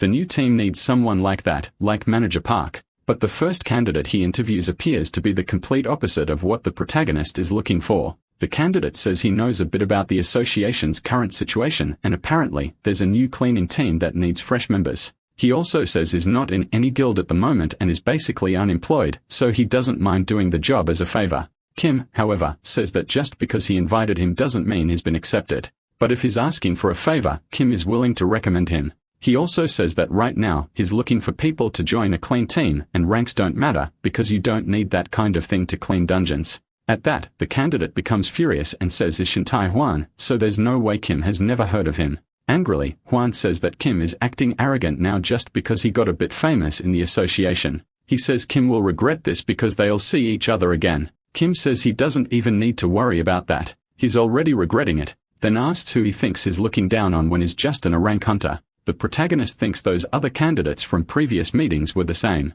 They say they are successful hunters, so it's special for them to be joining the cleaning team. But in reality, they are just bumpkins who think they are competent. It's obvious what will happen if those guys join the cleanup team, so Kim wonders why Captain Payne gave him a list with that kind of people. Until Leah Yun calls him and says Kim really worked hard this time, and she's very happy to have trusted him with this. Kim asks what she's talking about. Lee says she asked Kim to find someone interesting, and a woman named Han Yo-bin is already waiting. Then Lee tells him to hurry and head to headquarters. As soon as he arrives, Han Yo-bin introduces herself. However, the protagonist finds it strange since they haven't met yet. Lee asks where he found this girl. Kim doesn't know since he wasn't the one who found her. In turn, Han Yo-bin says Kim isn't as charismatic as she imagined. He apologizes for that, but says they'll proceed with the interview.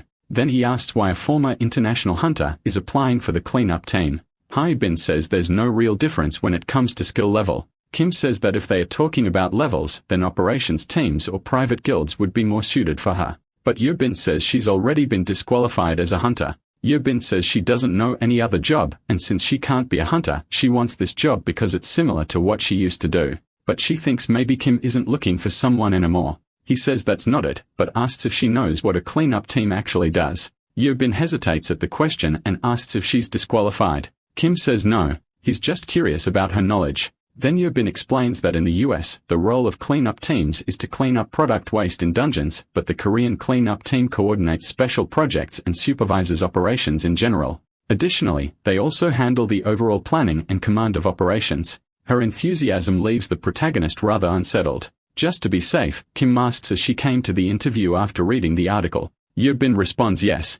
Then Kim apologizes but says the cleanup team isn't as grand as it seems. It's the same as the US teams, just a team that cleans dungeons. Yo-bin says, as she suspected, the system is similar. The protagonist asks what she means. Yo-bin says she heard similar words when she first joined the US branch. They said the operations teams also do a lot of trivial tasks, contrary to public opinion, and also mentioned the annual salary would be much lower. But she claims that was just a trap to filter out fools who only care about titles. And since she's a veteran, that kind of method doesn't work on her. Kim thinks she's definitely not all there mentally, but her specs are truly impressive. A former International Association hunter, high-level berserker class as a hunter, her specs are nothing to scoff at. The problem is those specs have nothing to do with the cleanup team. Kim thinks this person is no different from the others, and with speeds like hers, her self-esteem must be far higher than the average. On top of that, she doesn't even know exactly what a cleanup team does. It's a shame to waste such talent, but she doesn't fit into the cleanup team and he thinks he'll have to reject her. However, he remembers she's a former international hunter and asks if she has a brother named Han Sang-hak. Yo-bin is shocked to hear that question and tells Kim he absolutely can't tell her brother that she came to this interview. With that, the protagonist gets the confirmation he needed. He thinks that if her brother's in the cleanup team, at least she won't look down on them since her only precious family member belongs to that kind of team. Then suddenly, Han shows up and says he told Yo-bin not to go to the interview and asks how she wants to work and clean up when she can't even tidy up her own house. The two start fighting right in front of the protagonist and don't care at all, which makes Kim realize his judgment about their relationship was totally wrong. Sometime later at the association building, the day arrives when the candidates will be presented to the rest of the company. The head of the HR team and director Minute Cheol are present, and with them, the protagonist. Kim thinks that normally, this isn't a place where he'd be allowed to sit.